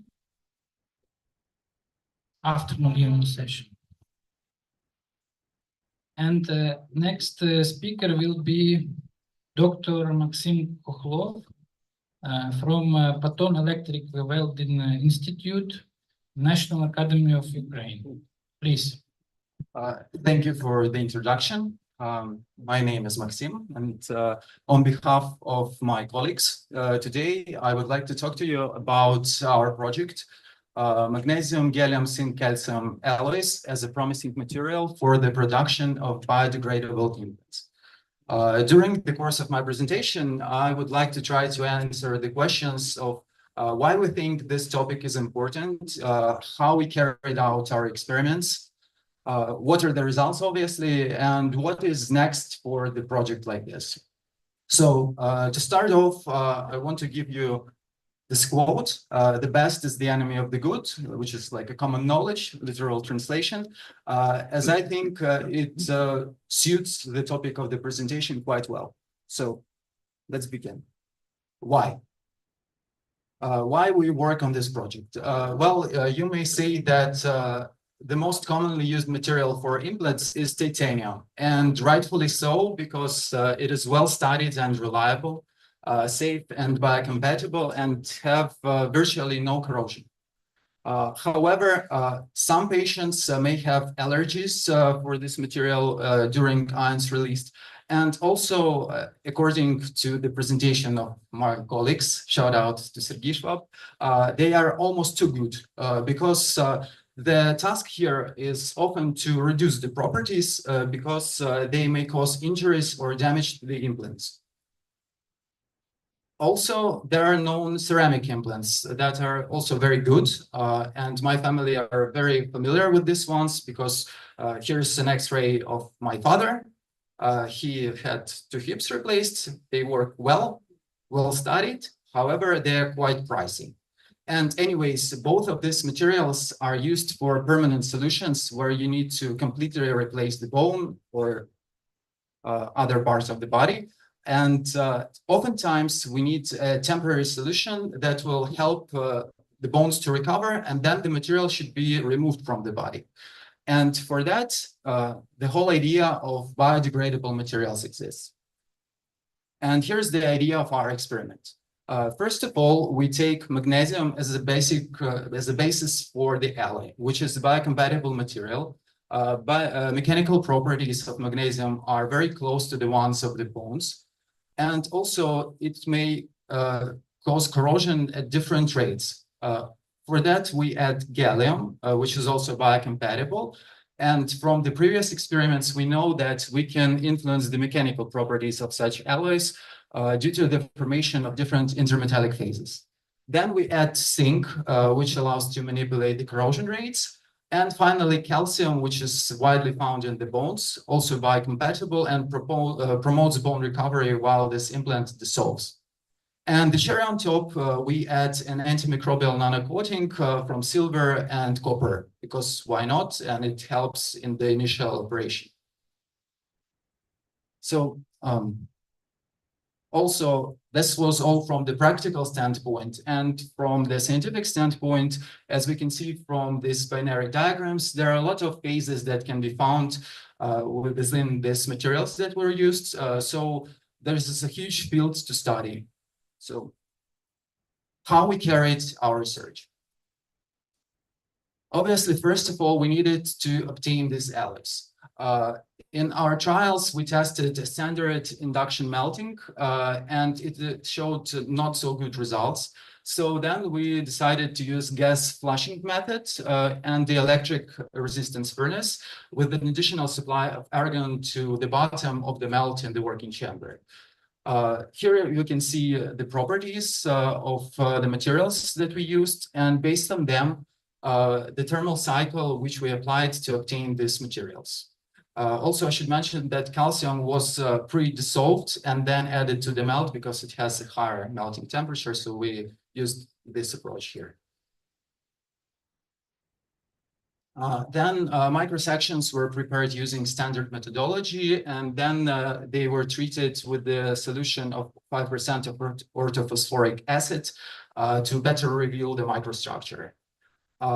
Chemical composition was studied initially by Florence's X-ray Florence's analysis, And then on the later stages, we studied the structure and chemical properties using scanning electron microscopy. For the mechanical properties, we initially used indentation test, which allows to in a fast and easy way to learn what are the Young's modulus and the micro hardness of this material to make first judgment of is it good or not. And later on, we used tensile test to find the ultimate tensile test of these alloys. For the corrosion, we found in the literature an easy way to measure biocorrosion, which is the treatment of the samples in the Hang's balance salt solution. And we performed this test. And then using mass metric methods, we calculate corrosion rate and corrosion penetration rate. So the question is to implant or not to implant. And we move on to, is it any good? Our results. We obtained alloys of 4 chemical compositions, which differ in the content of gallium, zinc, and calcium. And here you can see the structure of 2 of them. The first one was the higher content of gallium and zinc, up to 9%. We found to be too brittle during the stages of preparation of the microsections. So we abandoned it from further experiments and focused on the later 3.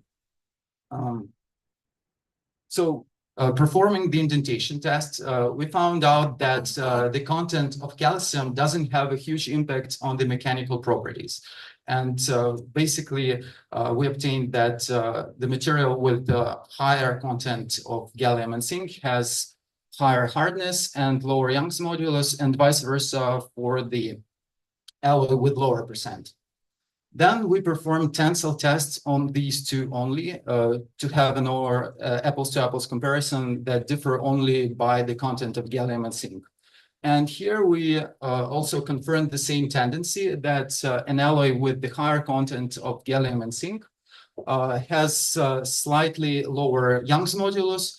However, this time we have a significantly higher ultimate tensile strength compared to the other alloy at 136 megapascals. Sorry.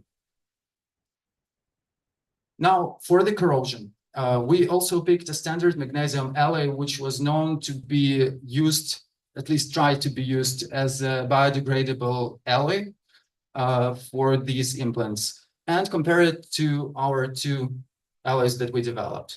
Unfortunately, as you can see, we had a defect, a single pore in one of the samples, and we didn't have more material at the time, but we decided that we anyway will carry on with the experiment because the difference in mass should not matter in this case because we only work with the fractions, like differences.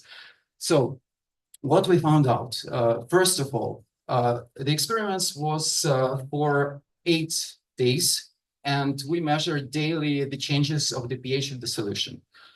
We see that starting from day 2 and 3, they rise up to 10 and then to 11 units, more to the alkaline direction on the spectrum. And this is common for such materials, so no worries here. We continued. Here we can see the table in which we calculated the corrosion rate, which is the green column, and the corrosion penetration rate. We found out that compared to the basic magnesium alloy, which we took for reference, we obtained slower corrosion rates and slower corrosion penetration rates. For the alloy with lower percent, we got 5.9 millimeters per year. And for the alloy with 6.5%, we got 8.1 millimeters per year corrosion penetration rates. To answer the question, is it good compared to the others? It is not the top tier result, but it is somewhere in the middle. So more work to be done here.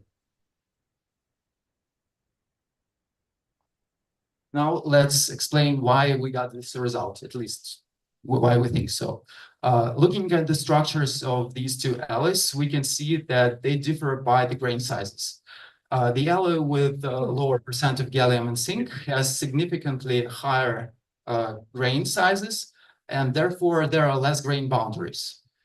As we know, the content of grain boundaries influences the corrosion rates. So this explains why we think this one has better corrosion performance. Looking at the distribution of the chemical elements that were used, we see that mainly gallium, calcium, and zinc are located on the grain boundaries. So if any phases are formed, they are there, I think. And based on the properties that we measured using microindentation test, comparing to previous results, we may suggest that maybe phases like magnesium 5, gallium 2 are formed there. And here we can see the close-up of the structure of these two alloys, also with elements distribution marked on them. Summing up, we obtained two alloys that differ with the content of gallium and zinc, and their properties are listed here. One has a slightly better mechanical performance, the other has a slower corrosion rate. And at this moment of time, we can't tell exactly which one is better, and probably we need to try to also have some of these alloys with higher size of the grains to hopefully also improve on the corrosion. What's next for our work? An entire separate part of the work that we performed was to obtain the nano-coatings, as I said, based on silver and copper. I will not stop here in a lot of detail, but I will tell that some technical measures were made, and this allowed to obtain nano-sized coatings with the grain size of approximately from 20 nanometers to 130 nanometers, with the coefficient of efficiency up to 40%, which is considered quite well for such a technology. And this is basically the end. And for final words, I would like to say thank you to the Academy of Sciences of Ukraine, because they funded this work as part of the grants for young scientists. And also, luckily for us, we successfully applied for another grant in which we will try to combine these alloys with titanium alloys to hopefully have best of both worlds. Thank you for attention, and if you have any suggestions or questions, I would like to answer them. Thanks. Hey, thank you. And now it's time for questions. I have thank you for your interesting report. I have a question. Can you say more about corrosion rates, magnesium alloys, which you represented? How many years is it used, this alloy, after operation? Thank you for the question. I'm not yet ready to answer this like in more medical field of expertise, because the research is not completely finished, and exactly the last stage that we're in right now is to try to like test for biocompatibility, the actual biocompatibility, not in lab, and also for antimicrobial properties. So I will have a better answer later, but as of now, we have these measures for the basic alloy, which is grade AZ31 or 91, somewhere in the middle, they're very close. We have 12 millimeters per year. And for the alloys we developed, we have an improvement in 2 times for the alloy with 3.5%, and maybe 2/3 of that for the alloy with 6.5% gallium zinc. Is it better in compare with stainless? With stainless steel? The I think maybe it is not better, but again, back to the quote in the beginning, I think that it's an entire application of its own, because when we're talking about steel or titanium, maybe they have higher strength parameters and better corrosion, but here we're talking about biodegradable material, which eliminates the need to remove it from the body, the second operation. So it should dissolve faster than stainless steel. Thank you for your answer. Okay. Question? Marina, пожалуйста. Thank you. Felt a little bit tired before you started your topic, and now I'm ready to work several hours. Tell me, please, what do you think about thermal treatment of your alloy? As of now, no thoughts, to be honest, but I am open to suggestions. That's good, because I have some advices for you. First of all, I think, show me please the diagrams of phase state. Yes, just a moment. Phase diagrams. You have question. I'm not finished, I'm sorry. Few minutes. You see, the biggest solubility is what we can see is magnesium with zinc and calcium and almost zero solubility of gallium. So I would give you advice to lower the calcium concentration to about 1%. It's you have already 1%. Yes. Maybe to lower zinc a bit, because you have tactics on your green boundaries. And I think you should try quenching from solid solution state and make H hardening. Why? You should have less grain boundaries with some other particles, which, as I see, is the center of your corrosion. And maybe when you put these elements to the matrix, then you initiate precipitation hardening. You should have small particles in your matrix, and it will give you more unique dissolution while your corrosion testing. Let's do it together, maybe. Okay, thank you. For the first part, we already in the phase of the developing of the alloy with the lower percent, we lowered gallium and zinc content.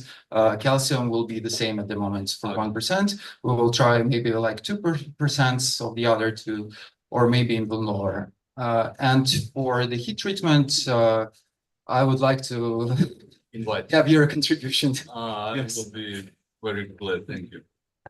Thanks. We have question. Please, Marina.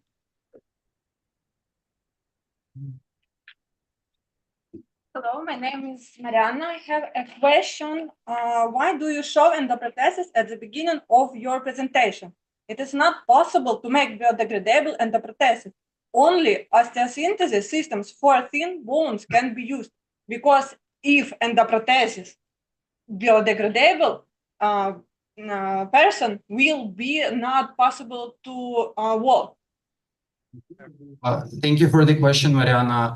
Yes, I showed these two slides for the general idea of my topic as a whole, but specifically for this project, I said that we're working on smaller parts that are needed for a temporary fixation, not the whole endoprothesis.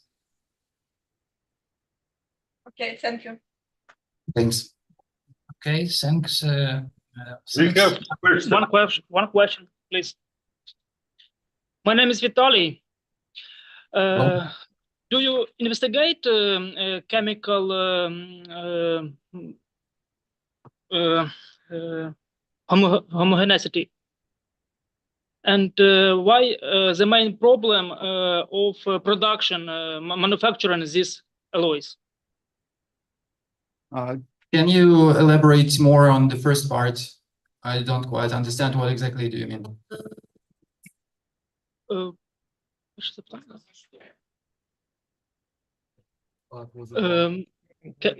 Chemical.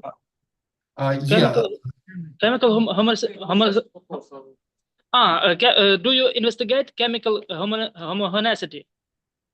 Well, yeah, as I showed on the slides with the structure where we can see the distribution, this is the structure typical for an entire ingots, which have the same distribution and the same percentages all over. I will. What's the main problem with manufacturing these alloys? What was the main problem? Well, Problem, yes. With magnesium, the problem is because of its characteristics. It can get fire maybe at some conditions. So we need to have an additional gas treatment to avoid getting fire in the lab. And also for the uniformity, as I said, this gas addition should be applied to the process to remove other gases from the ingot that is forming. Is induction melting? Yeah. We don't have time more for questions. Sorry. Sorry. You can continue when with some break. Interesting. And let's send one more to the speaker. Thank you.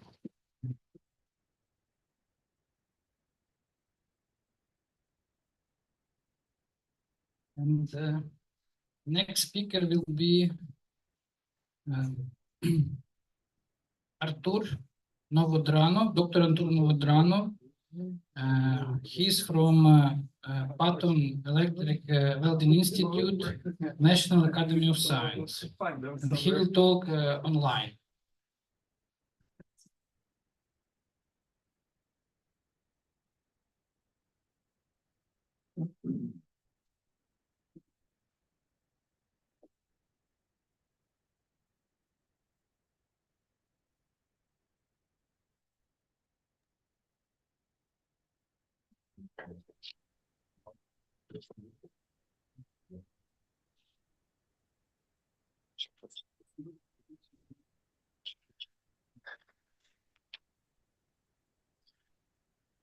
Good afternoon, everyone. Thank you for the opportunity to speak today. My name is Artur, and I am a postgraduate student at Patton Electric Welding Institute. Today, I will be presenting my research on applying neural network technologies for quality control and robotic additive manufacture.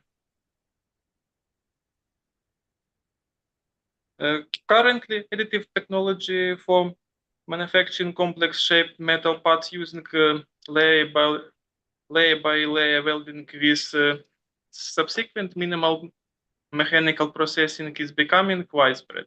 Additive surfacing systems use solid and powder welding wire and consumables for this process. One of the key advantages of automation is ability to minimize and even completely eliminate the influence of the human factor on the production process. The leading causes of surfacing defects include incorrectly selected surfacing technology, low quality or incorrectly selected welding materials, and other factors. In the case of untimely detection of such defects, the formation of similar defects may occur in the following layers, which may cause a deterioration of the product's operational characteristics.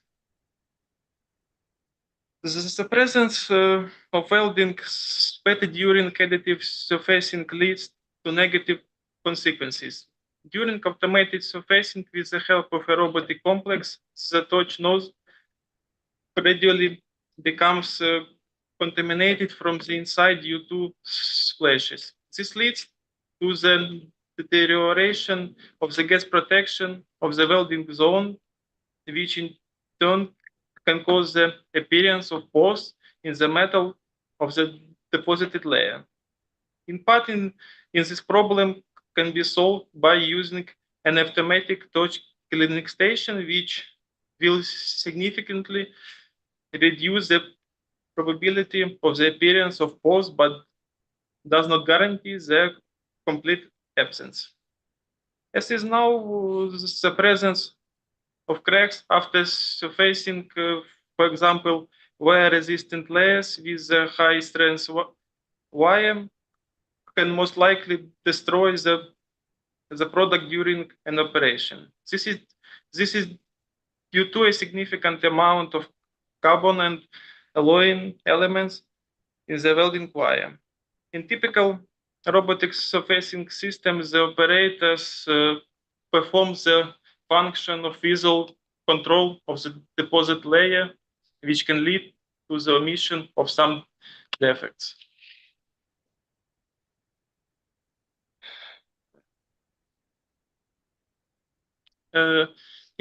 In manufacturing parts using 3D printing, the number of non-destructive control methods that can be used is limited. We used a visual methods after the additive deposition of a particular layer.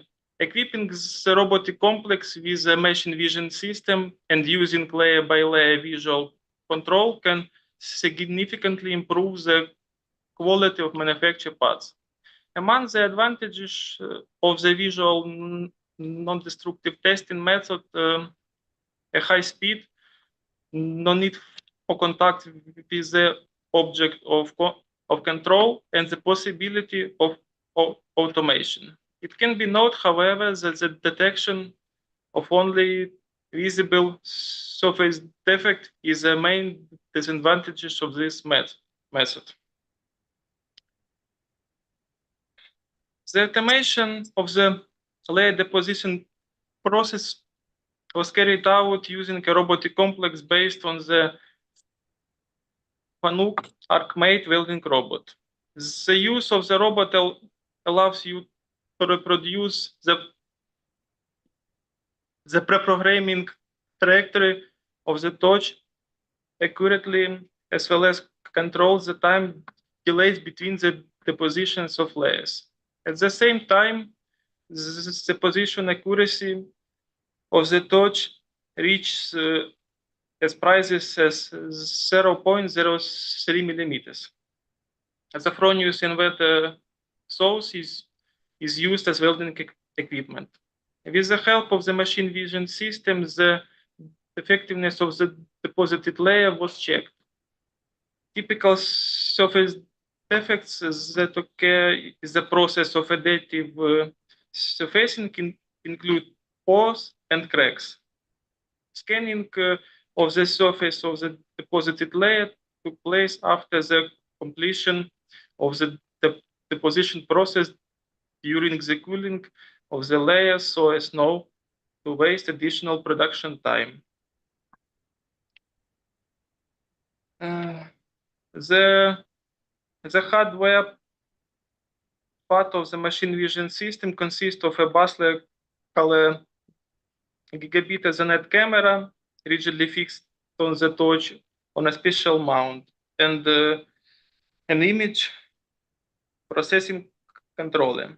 The image processing controller performs the following functions, such as brightness and contrast normalization, noise removal and resizing, identification and classification of surface defects, determination of the physical dimensions of the defects. The software implementation of the proposed machine vision systems encompasses several key functions: capturing the video stream, extracting and pre-processing frames, selecting features, classifying defects, and determining their size and position. To determine the geometric dimensions and position of the defective area, the software library of computer vision algorithms OpenCV with open source code was utilized. By calibrating the camera relative to the robot's TCP, a seamless transition between the robot's coordinate systems and the coordinates obtained from image processing is achieved. The supervised machine learning methods was used to ensure that training of the YOLO-NES neural network model, giving the limited number of images for training the data. Augmentation methods was applied, which consist of creating modified version of images using geometric and color transformations. As a result, 547 images was a resolution of 6040 by 6040 pixels were obtained. The dataset contains the effects of two places, namely 485 weld pore images and 62 crack images. The duration of the learning process was 300 epochs. With the help of the PyTorch library in the Python programming language, the neural network model was trained. A graph of mean average precision is obtained, which is designed to analyze the learning process as well as the balance of version aspects of the model training. This graph is shown on the slide. The result of the model for recognizing and classifying surface defects of the deposited layer are presented in a slide. In the slide, recognized grouped and single welding pores are highlighted in blue color, and longitudinal and transverse cracks on the surface of the deposited layer are highlighted in green color. The detection result, which contains the coordinates and dimensions of the defective zone, the confidence value, and the determined class of the defect is presented in JSON format. Information on the detection and classification of surface defects presented in this way is used to calculate the physical dimensions of the object and determine its position relative to the deposited layer. Quantitative indicators of the training qualify of the YOLO-NES model, as well as the detection and classification of surface defects in deposited layers in comparison with YOLO version A are shown in the table. Estimating a neural network model's performance begins with obtaining true and predicted labels for the test dataset generated after the training process. Firstly, the precision metric is calculated, which shows the proportion of correctly predicted positive cases among all positive cases. Next, the recall metric is calculated, which shows the share of precisely predicted positive cases among all real positive cases. Based on the values of these metrics, the F-score metric is calculated, which is useful when finding a balance between precision and recall.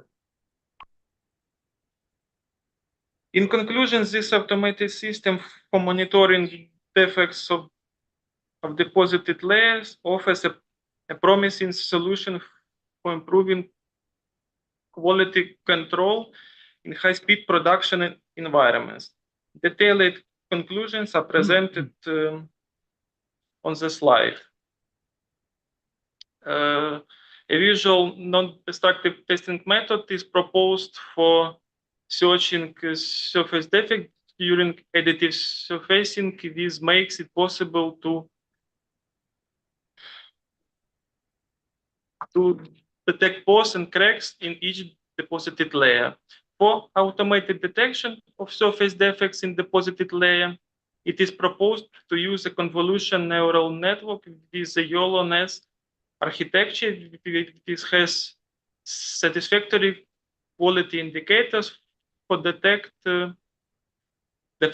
detection and classification. Convolution neural networks have been shown to be highly effective for searching and classifying surface defects such as pores and cracks. Thank you all for your attention, and I'd be happy to take any questions you might have. I have a question. Thank you for your report, very interesting. Is it possible use your methodology for diagnostic big structure with remote drones? Thank you for a question. Yes, thank you for a question. I think this methodology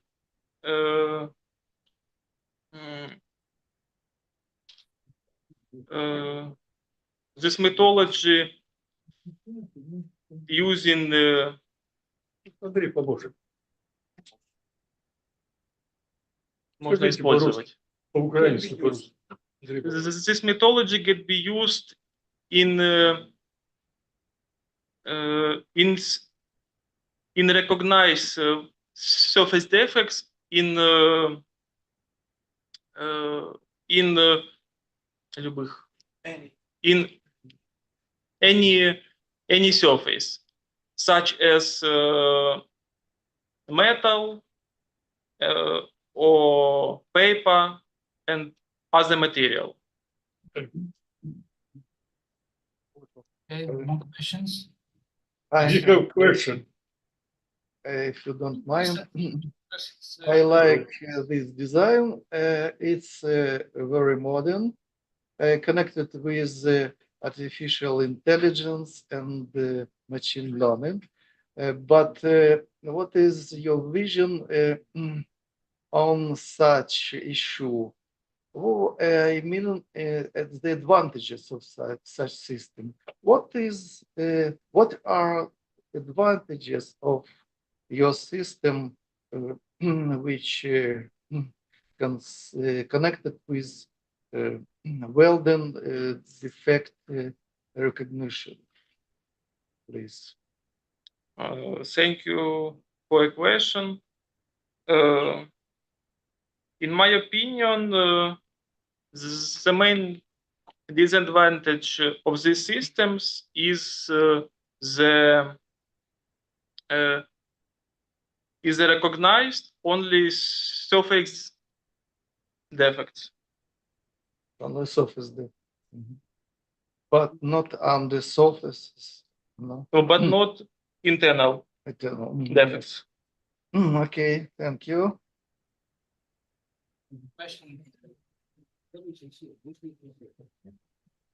Thank you for your presentation.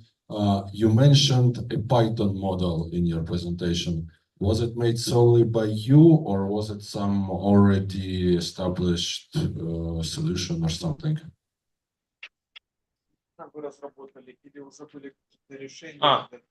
Thank you for a question. We use pre-trained YOLO-NES model for recognizing. And it's like has a machine learning in it, and it's like already created framework for Python, correct?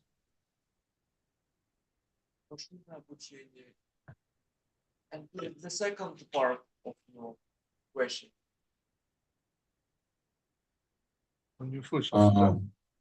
Does it use a machine learning process? And yes, and yes, Sorry. Please, the second. Yes, we use machine learning system.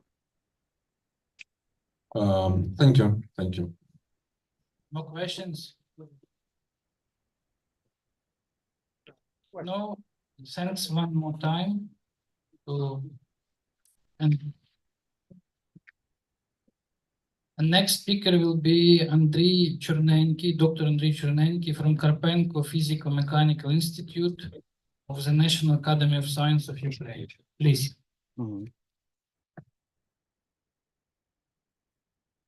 And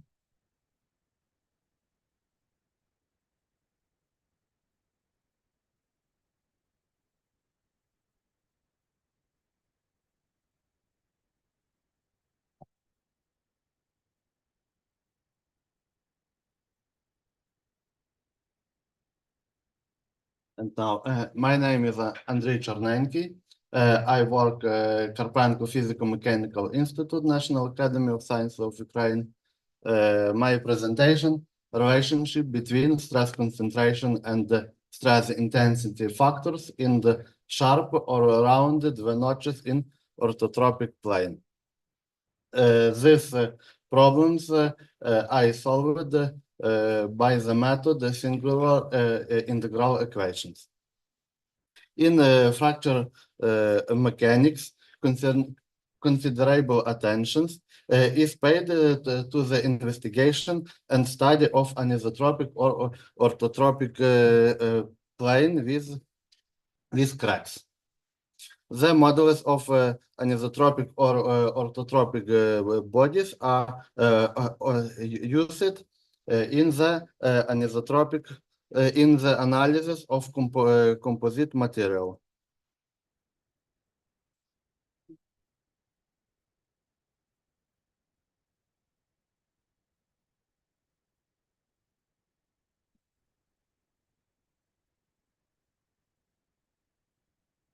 And now, in first slides, showed the basic relations of the plane problem of elasticity theory for anisotropic body. In one formula, the stress functions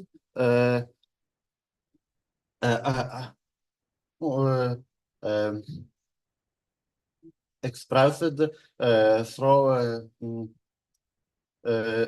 stress напружение.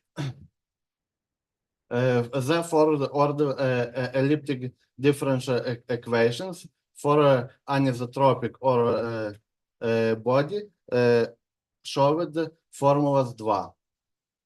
When A component A, it is a constant of anisotropic body. The characteristic equations formulas 3 for anisotropic body showing formula 3 nu1 and nu2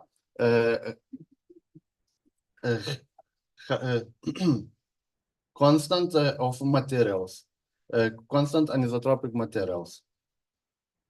The complex stress potential, it is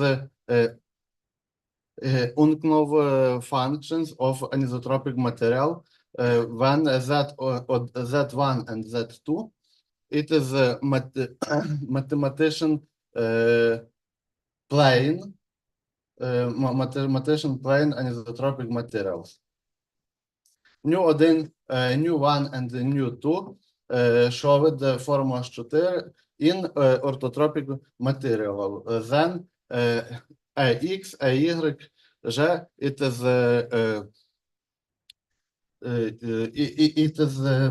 constant of orthotropic materials.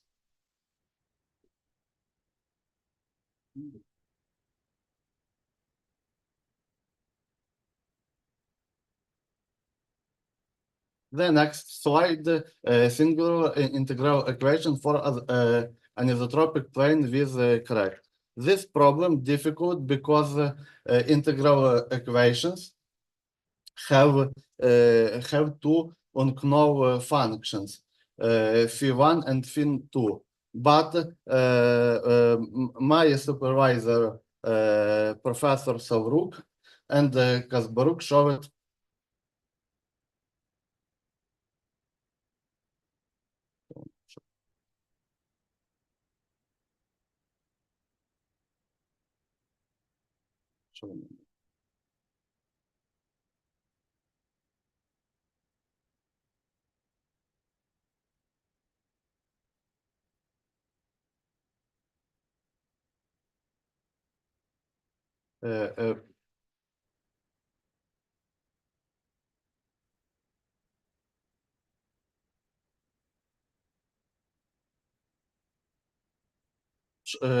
show the relationship expressed from unknown phi2, unknown functions phi2 expressed phi1. And we have one singular integral equation from unknown function. It is to K1 and L1 kernels this singular integration equation.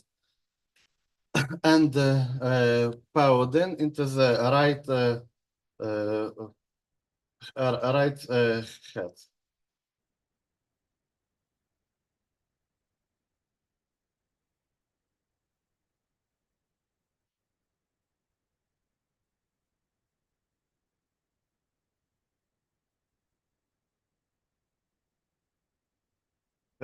And inside the for smooth holes in orthotropic and quasi-orthotropic planes that may the same ratios between elastic modulus of the materials. In figure 1 and figure 2 showed elliptic hole and narrow slot. Upper half plane, it is elliptic hole with orthotropic plane, and lower half plane, it is elliptic hole in quasi-orthotropic plane. A quasi-orthotropic plane, it is degenerate orthotropic materials whose shear modulus is related to other materials dependency characteristic called quasi-orthotropic. This shear modulus expressed through in coefficient Poisson and modulus Junga, this relations 1. Parameter gamma, it is a constant parameter quasi-orthotropic plane.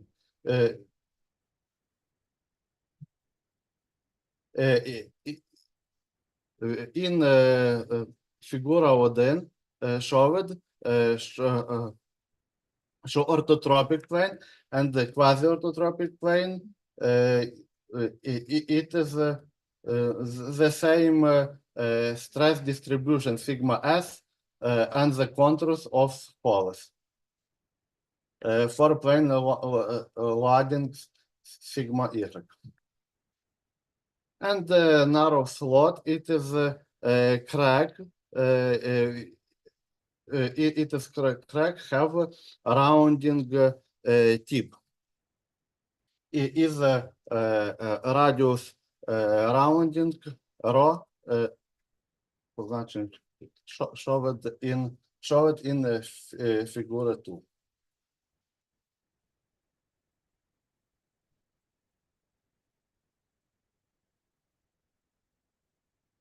And two classes orthotropic material. It is pseudo-isotropic plane.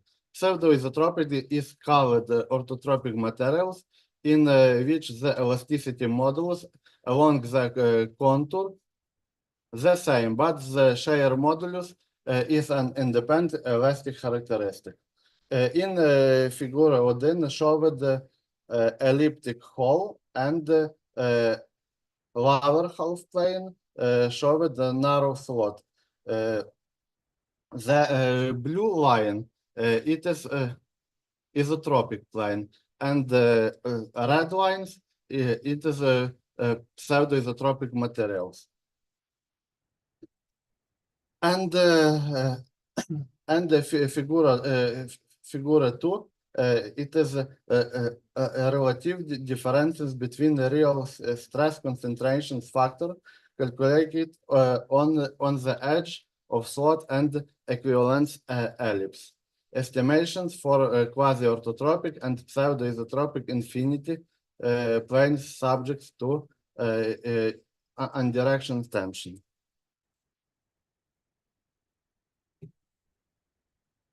This slide showed the notch singularity order as function of notch opening angle for quasi-orthotropic and pseudo-isotropic materials.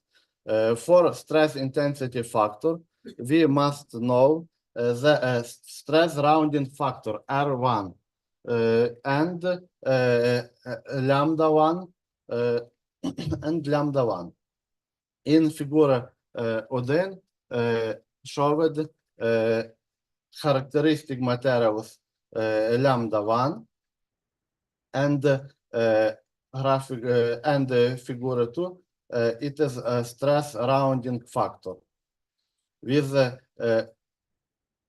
we know stress concentration factor in rounding tip of crack.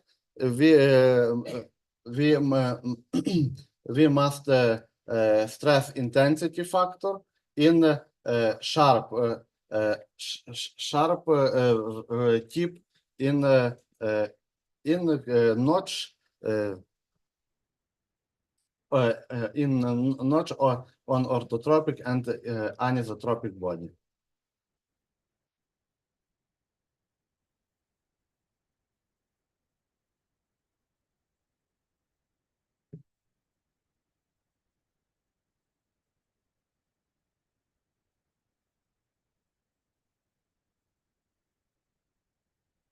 And this slide showed quasi-orthotropic and pseudo-isotropic planes weakened by oval hole.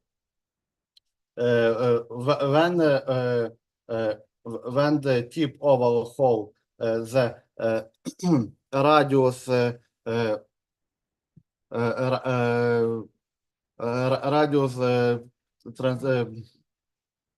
прямой to 0,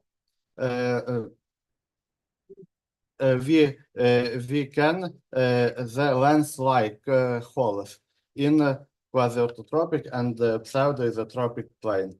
The figure 2 and 3 we show the stress intensity factor in quasi-orthotropic in pseudo-isotropic body infinity plane subject to unidirectional tension. And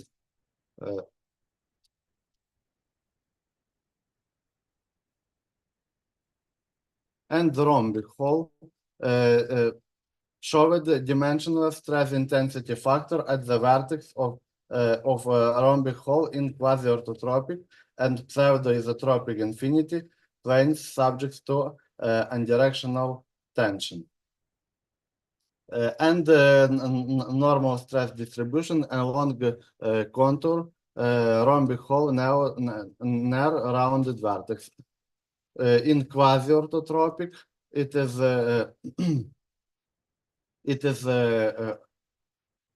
part lower part pseudo-isotropic materials.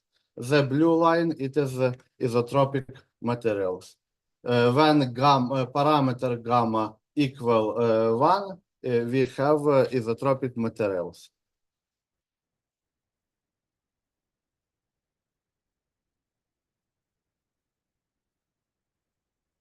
And conclusion. The singular integral equations of the first basic problem of plane theory of elasticity for an orthotropic body with holes have been written. Numerical result for individual cases of orthotropic materials, namely for a quasi-orthotropic and pseudo-isotropic body, have been given. The distribution of normal stresses along the contour of the narrow slot and the elliptical hole have been compared. Numerical values for the stress intensity and concentrations factor have been obtained for lens-like and rhombic holes with sharp and rounded vertices. Thank you.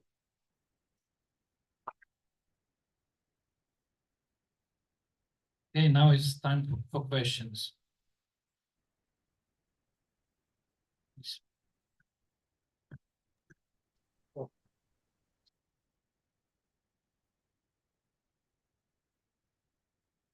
Thank you for presentation, and I have a question about relative orientation of the principal axis of anisotropy and the plane of the crack.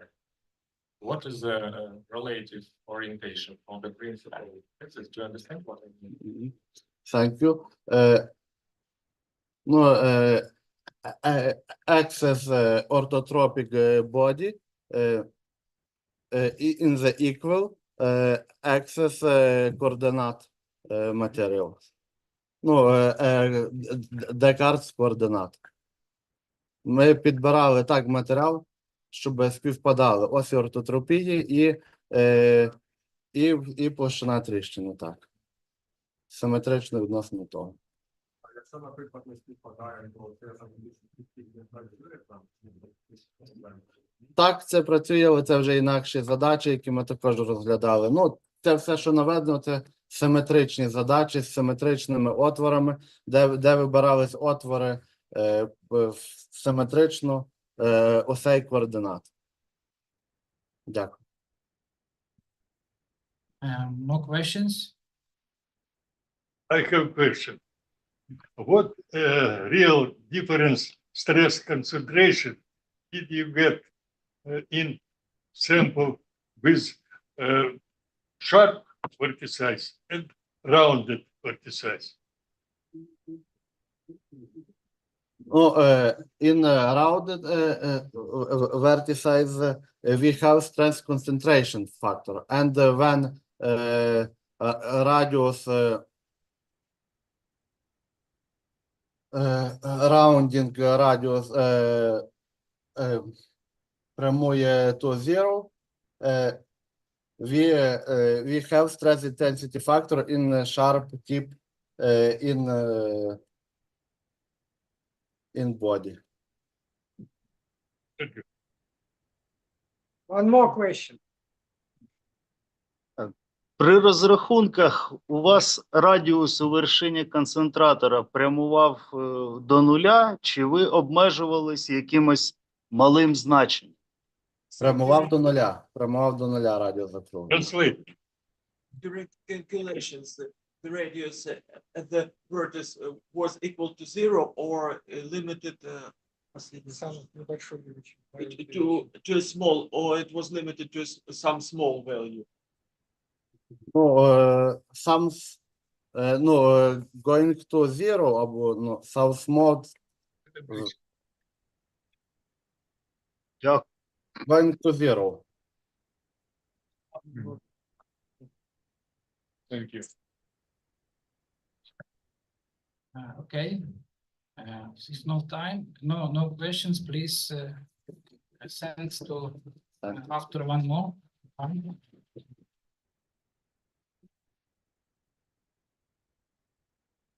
And next speaker is Dr. Ivan Lagodzinski from Igor Sikorsky Kyiv Polytechnic Institute. This talk will be online. Please.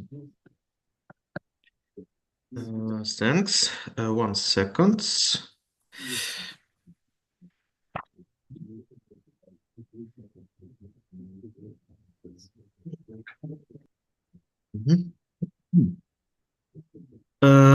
Good afternoon, dear conference participants. My name is Ivan Lagodzinski. I'm the assistant at the Department of Welding Production, National Technical University of Ukraine, Igor Sikorsky Kyiv Polytechnic Institute. The results of the scientific research will be presented to your attention.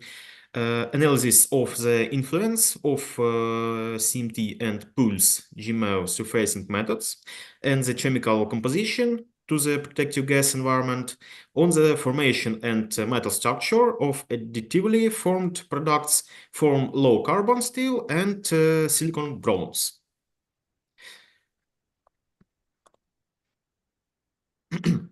Additive technologies that utilize the thermal energy of the welding arc are referred to as wire arc additive manufacturing, which is additive manufacturing using an electric arc and solid wire.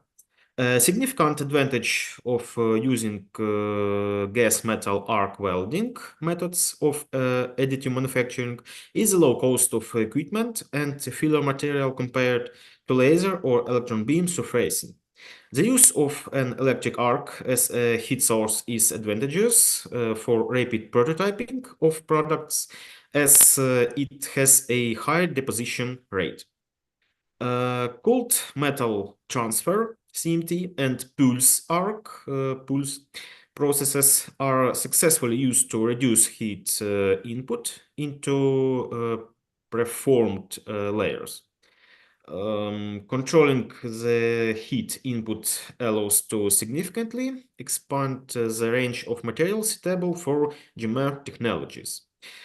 The main problems that arise during the layer-by-layer formation of special products from low-carbon steels and copper-based alloys using CMT and pulse arc deposition methods are uneven structure formation and deposited layers defect, such as cracks, undercuts, pores, and inconsistencies in the deposited metal, the presence of non-metallic inclusions, physical and chemical inhomogeneities. The purpose of the study to establish the regularities of the influence of GMO deposition methods and the composition of the protective gas environment on the features of structural formation and mechanical properties of metal of spatial products made of low carbon steel and silicon bronze obtained by layer synthesis. To achieve the researcher goal, the following tasks need to be accomplished. To obtain samples of spatial products by CMT or pulse deposition methods, to investigate the influences of CMT or pulse deposition methods and technological parameters and the composition of the protective gas environment on the formation of the structure of deposited layers of low carbon steels and silicon bronze, and to study the mechanical properties of the deposited metal. Additive printing studies were performed using arc heat source. GMR deposition experiments were performed on an experimental bench. Fronius transpulse equipment was used to build samples, and a filler wire of the G3 silicon 1 type was selected in combination with two types of shielding gas mixtures, M21 and M11, with different carbon dioxide content. The metal structure of the studied samples was determined by optical microscopy with sorry.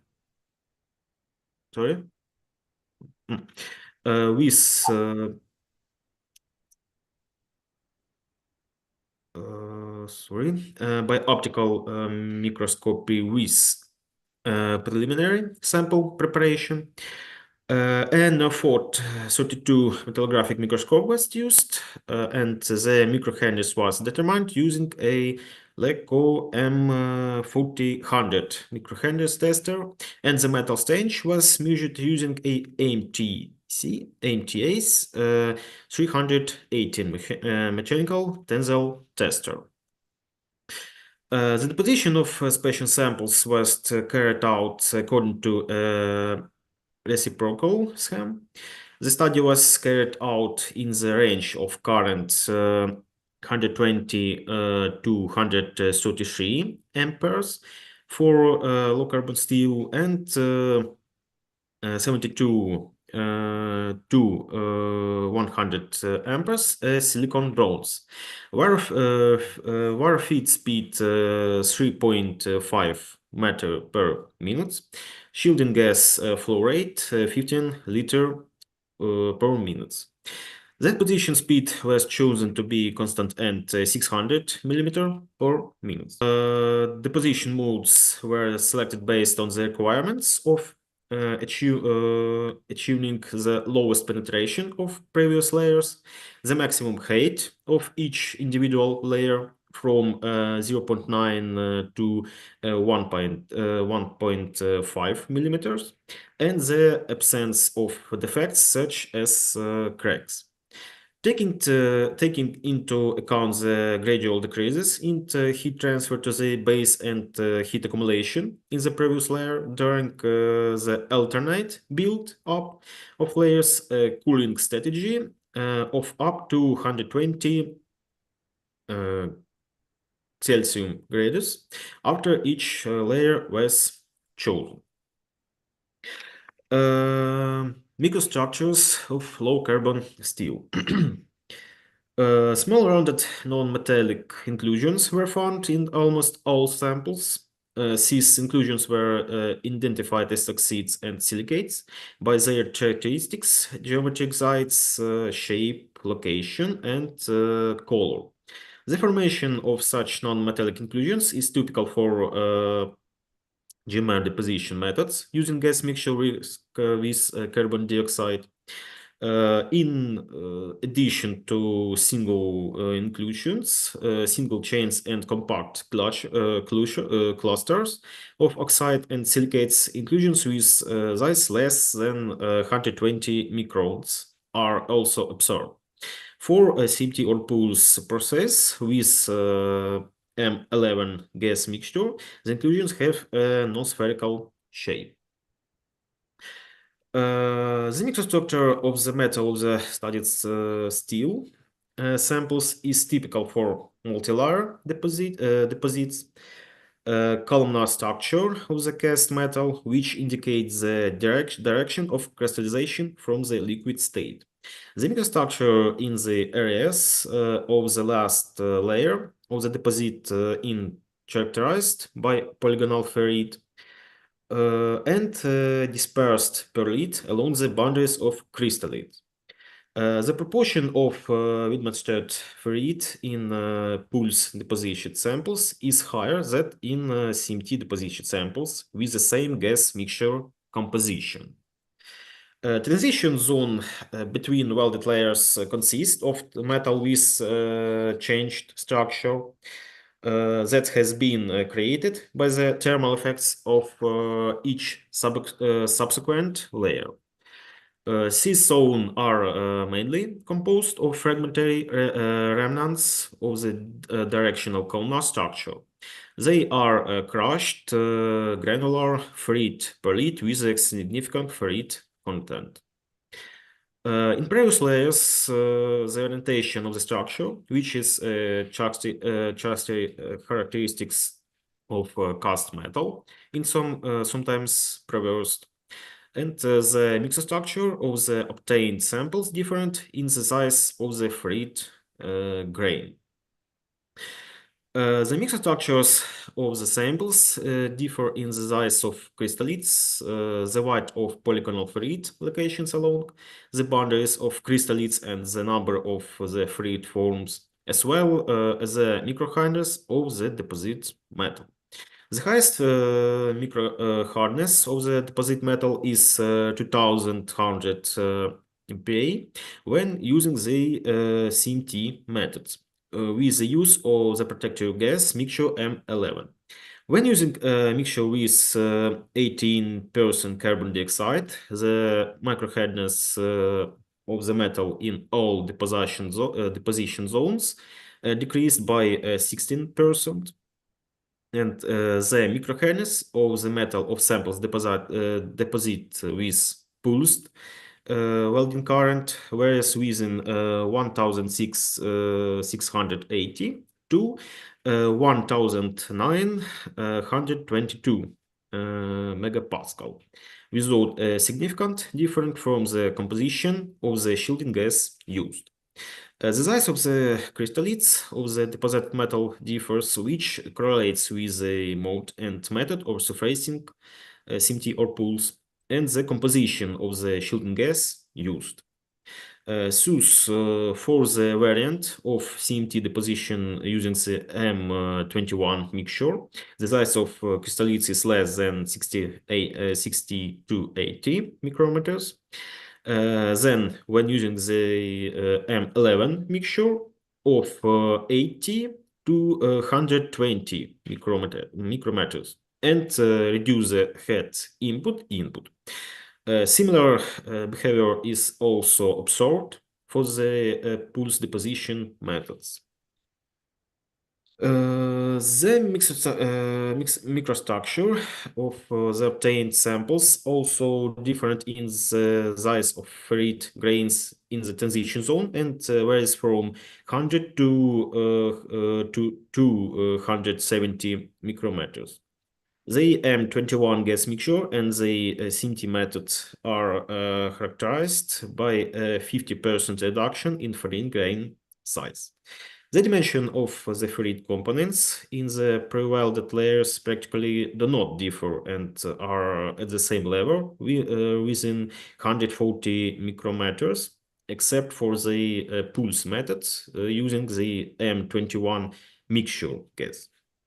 For the latter, a significant increase in the size of ferrite grains by 35 to 85% was found.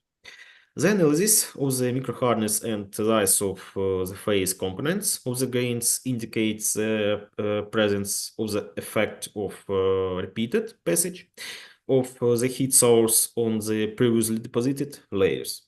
It is known that the growth of grains and crystallites is accelerated with increasing heat input. However, it is necessary to take into account the fact that when using gas mixture with different thermal conductivity and heat capacity, the cooling rates of the metal differ significantly,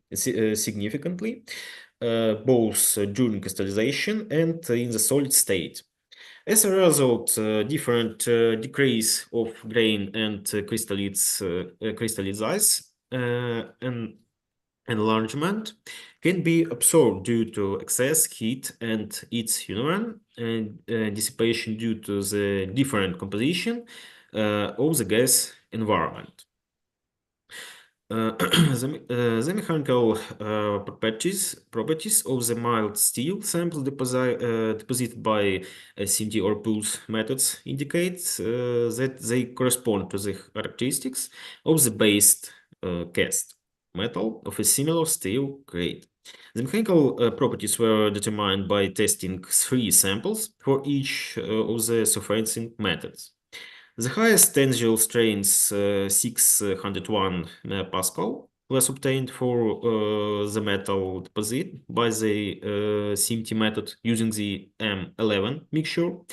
But for C samples, the conductivity is about 30% lower compared to the other surfacing options. Strength values for other deposition options are in the range of 550 to 570 megapascal. Microstructures, silicon bronze. Small non-metallic inclusions of irregular shape and single transparent pore-like inclusions were found in all silicon bronze samples.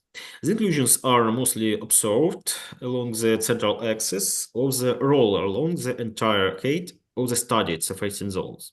This is due to the remelting of thin copper oxides and silicon dioxide films formed as a result of adsorbed oxygen from the previous deposit layer entering the weld pole melt. In addition, numerous microcracks were detected in the pulse deposit sample, both in the middle of the deposit roller and extending to its edges. The structures of silicon bronze samples produced by CMT or pulse additive deposition consist of massive grains with varying degrees of etching and orientation, which differ in microhardness. The application of deposition with pulsed electric current is characterized by the formation of a structure with columnar uniaxial grains oriented in the direction of a heat sink, which leads to anisotropy of the physical and mechanical characteristics of such deposit metal. The structure of the transition zone metal consists of massive grains elongate along the height of the samples and remnants of primary structures in the form of intermittent chains of dark globular subgranular discharges of 100 microns in size. There are also clear boundaries between the individual layers. This is potentially the cause of critical defects, such as cracks found on the micrographs of the samples. The CMT process is characterized by a certain disorientation of the grain structure, which contributes to the isotropy of the mechanical properties of the deposited metal, and as a result, the absence of surface defects in the form of cracks. The microhardness of the deposit metal layers differs in different area of the surfacing and is in the range of 876 to 1280 MPa for CMT process and 1160 to 11,460 MPa for pulse process. Repeated heating of the previous layer for the CMT deposition method leads to an increase in microhardness by 20%. The opposite situation is observed when pulsed welding current is applied. Conclusions. The influence of CMT or pulse arc deposition methods and the composition of the protective gas environment on the structure and physical and mechanical properties of the additively formed metal of low carbon steel and silicon bronze was determined. In all cases, dense metal structure is formed for low carbon steels in which dispersed non-metallic inclusions of oxides and silicates with size less than 120 microns are found. The structures of the deposit metal is ferrite perlite. The last deposition layers have a columnar structure, which is typical for cast metal. In the transition zone, disoriented fine-grained structure are observed with ferrite grains of 100 to 270 microns. In the previously formed layers, under the influence of subsequent surfacing cycles, disoriented fine-grained structure with ferrite grains of 140 to 260 micrometers is formed. In all samples, there is no clearly defined interface between the layers. The maximum microhardness values of 1700 to 2100 megapascals are characteristics of the last deposit layers for all the studies of surfacing methods. The maximum value of the metal microhardness to 2100 megapascal in characteristics of the CMT method of surfacing in the M11 gas mixture. The value of the metal microhardness decrease when moving to previously deposit layers by average of 10 to 20%, which is associated with the repeated action of the thermal cycle during multipass deposition. The microstructure of the metal of silicon bronze samples produced by CMT and pulse deposition technologies indicates the formation of a single-phase structure of an alpha solid solutions of complex chemical composition. The transition zones are characterized by the presence of globular subgrain discharge with a size of 100 to 150 microns. Pulse deposition is characterized by the formation of a structure with columnar equilibrium grains, which contributes to the isotropy of the physical and mechanical characteristics of the deposited metal. The micro hardness of the metal in different area of the surface differ and is in the range of 876 to 1280 megapascal for CMT process and 1160 to 11,460 megapascal for pulse process. Thank you for your attention. Any questions?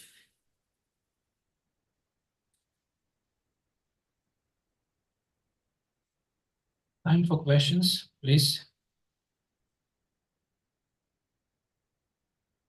Подождите. We have a question. What microstructure between steel and deposited metal? Repeat, please. 1 minute. What microstructure between steel and deposited metal? It's a different. What difference? Difference. What is the question? Какая микроструктура? What microstructure between steel and deposited metal?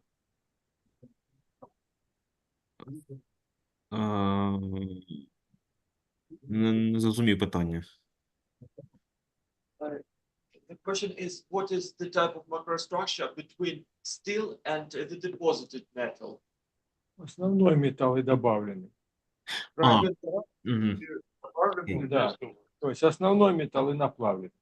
Mhm. We studied only additive metal.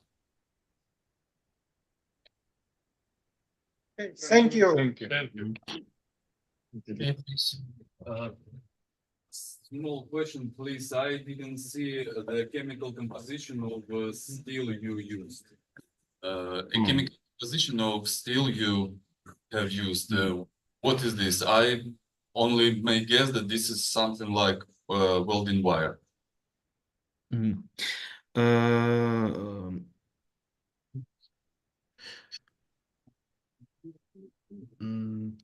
Chemical composition, 1% of silicon, and what else? How many carbon, maybe manganese?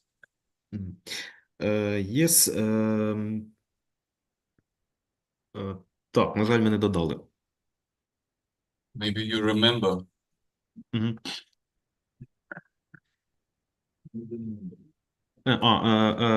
No, sorry, but I don't remember for chemical stuff. Okay, more questions? If no, thanks to the speaker once again. Thank you. And the next speaker will be Dr. Vladislav Matvichuk from Baton Electric Welding Institute of the National Academy of Science of Ukraine. Please.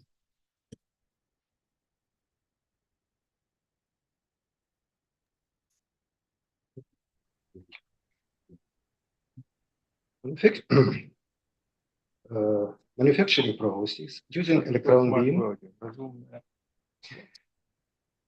have shown great potential for producing a wide range of parts.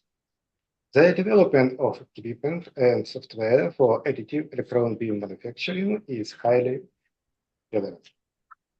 The aim of the work is to develop additive equipment and technology for manufacturing products using layer-by-layer electron beam deposition by metallic powder materials. To achieve this aim, the following tasks were set: to develop the additive experimental equipment, to create a software and hardware platform for controlling additive manufacturing, to develop methods for designing and printing products. Sorry.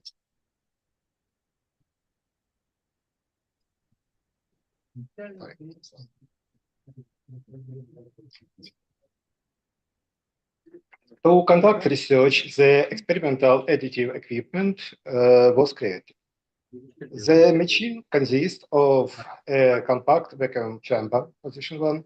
The electron beam gun 2 is located at the top of the vacuum chamber. The control system components are located in the cabinets, position 3. The high voltage source, position 4, has voltage 60 kilovolts and electron beam power to up 6 kilowatt. The equipment is controlled by an industrial computer. A hardware and software platform for controller additive manufacturing was developed in collaboration with company Materialize, consisting of a hardware controller and an application software package. A concept for the controlling platform has been developed.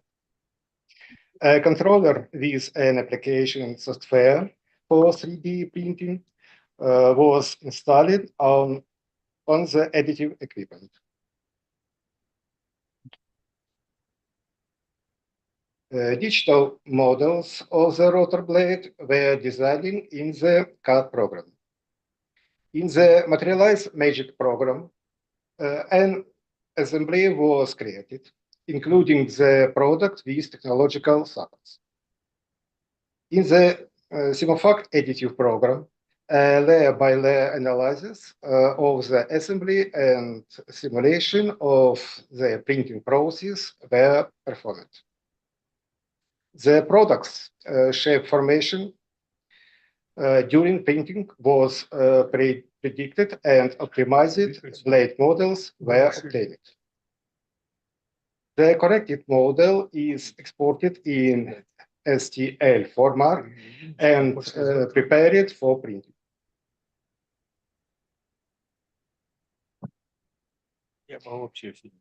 An assembly of models was created using Materialize Magic program. Using titanium alloy powder TA15, the products were printed. Optimized models were used for the printing process. The test sample was studied. The alloy structure is thin lamellar and biphasic, which is typical for the TA15 alloy. The chemical composition conforms to TA15 alloy. The Rockwell hardness is 40 HRC. The sample's porosity does not exceed 0.45%.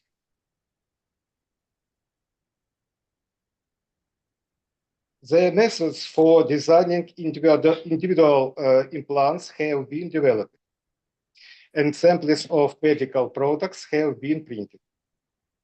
The work was carried out in collaboration with the European Military Hospital and company Materialize. The tomogram of the affected organ was analyzed. The implant was modeled using the Materialize Mimic software. An assembly was created in the Materialize Magic program, consisting of the implant with technological supports. Optimized implant models were obtained using the Simofact additive program. An assembly of products was created for research, consisting of models of the medical implants. Medical products were manufactured by the TA15 titanium alloy, using the additive electron beam deposition method. Conclusions. Additive equipment has been created for manufacturing metal products layer by layer, based of a digital computer model. Hardware and software platform for controlling additive manufacturing has been developed.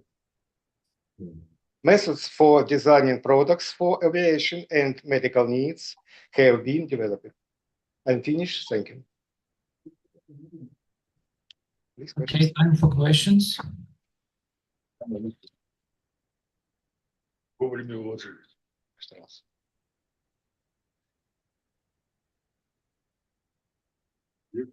Please.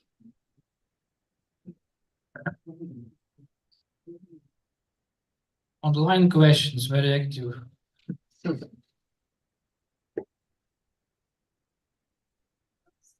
If no questions, thanks to the authors. One more speaker. No question. No questions. Thank you very much. And this was last talk for today, and I'm closing this session. Thank you to all speakers for interesting talks, and conference dinner will start at 7. Please be in time. Thank you very much.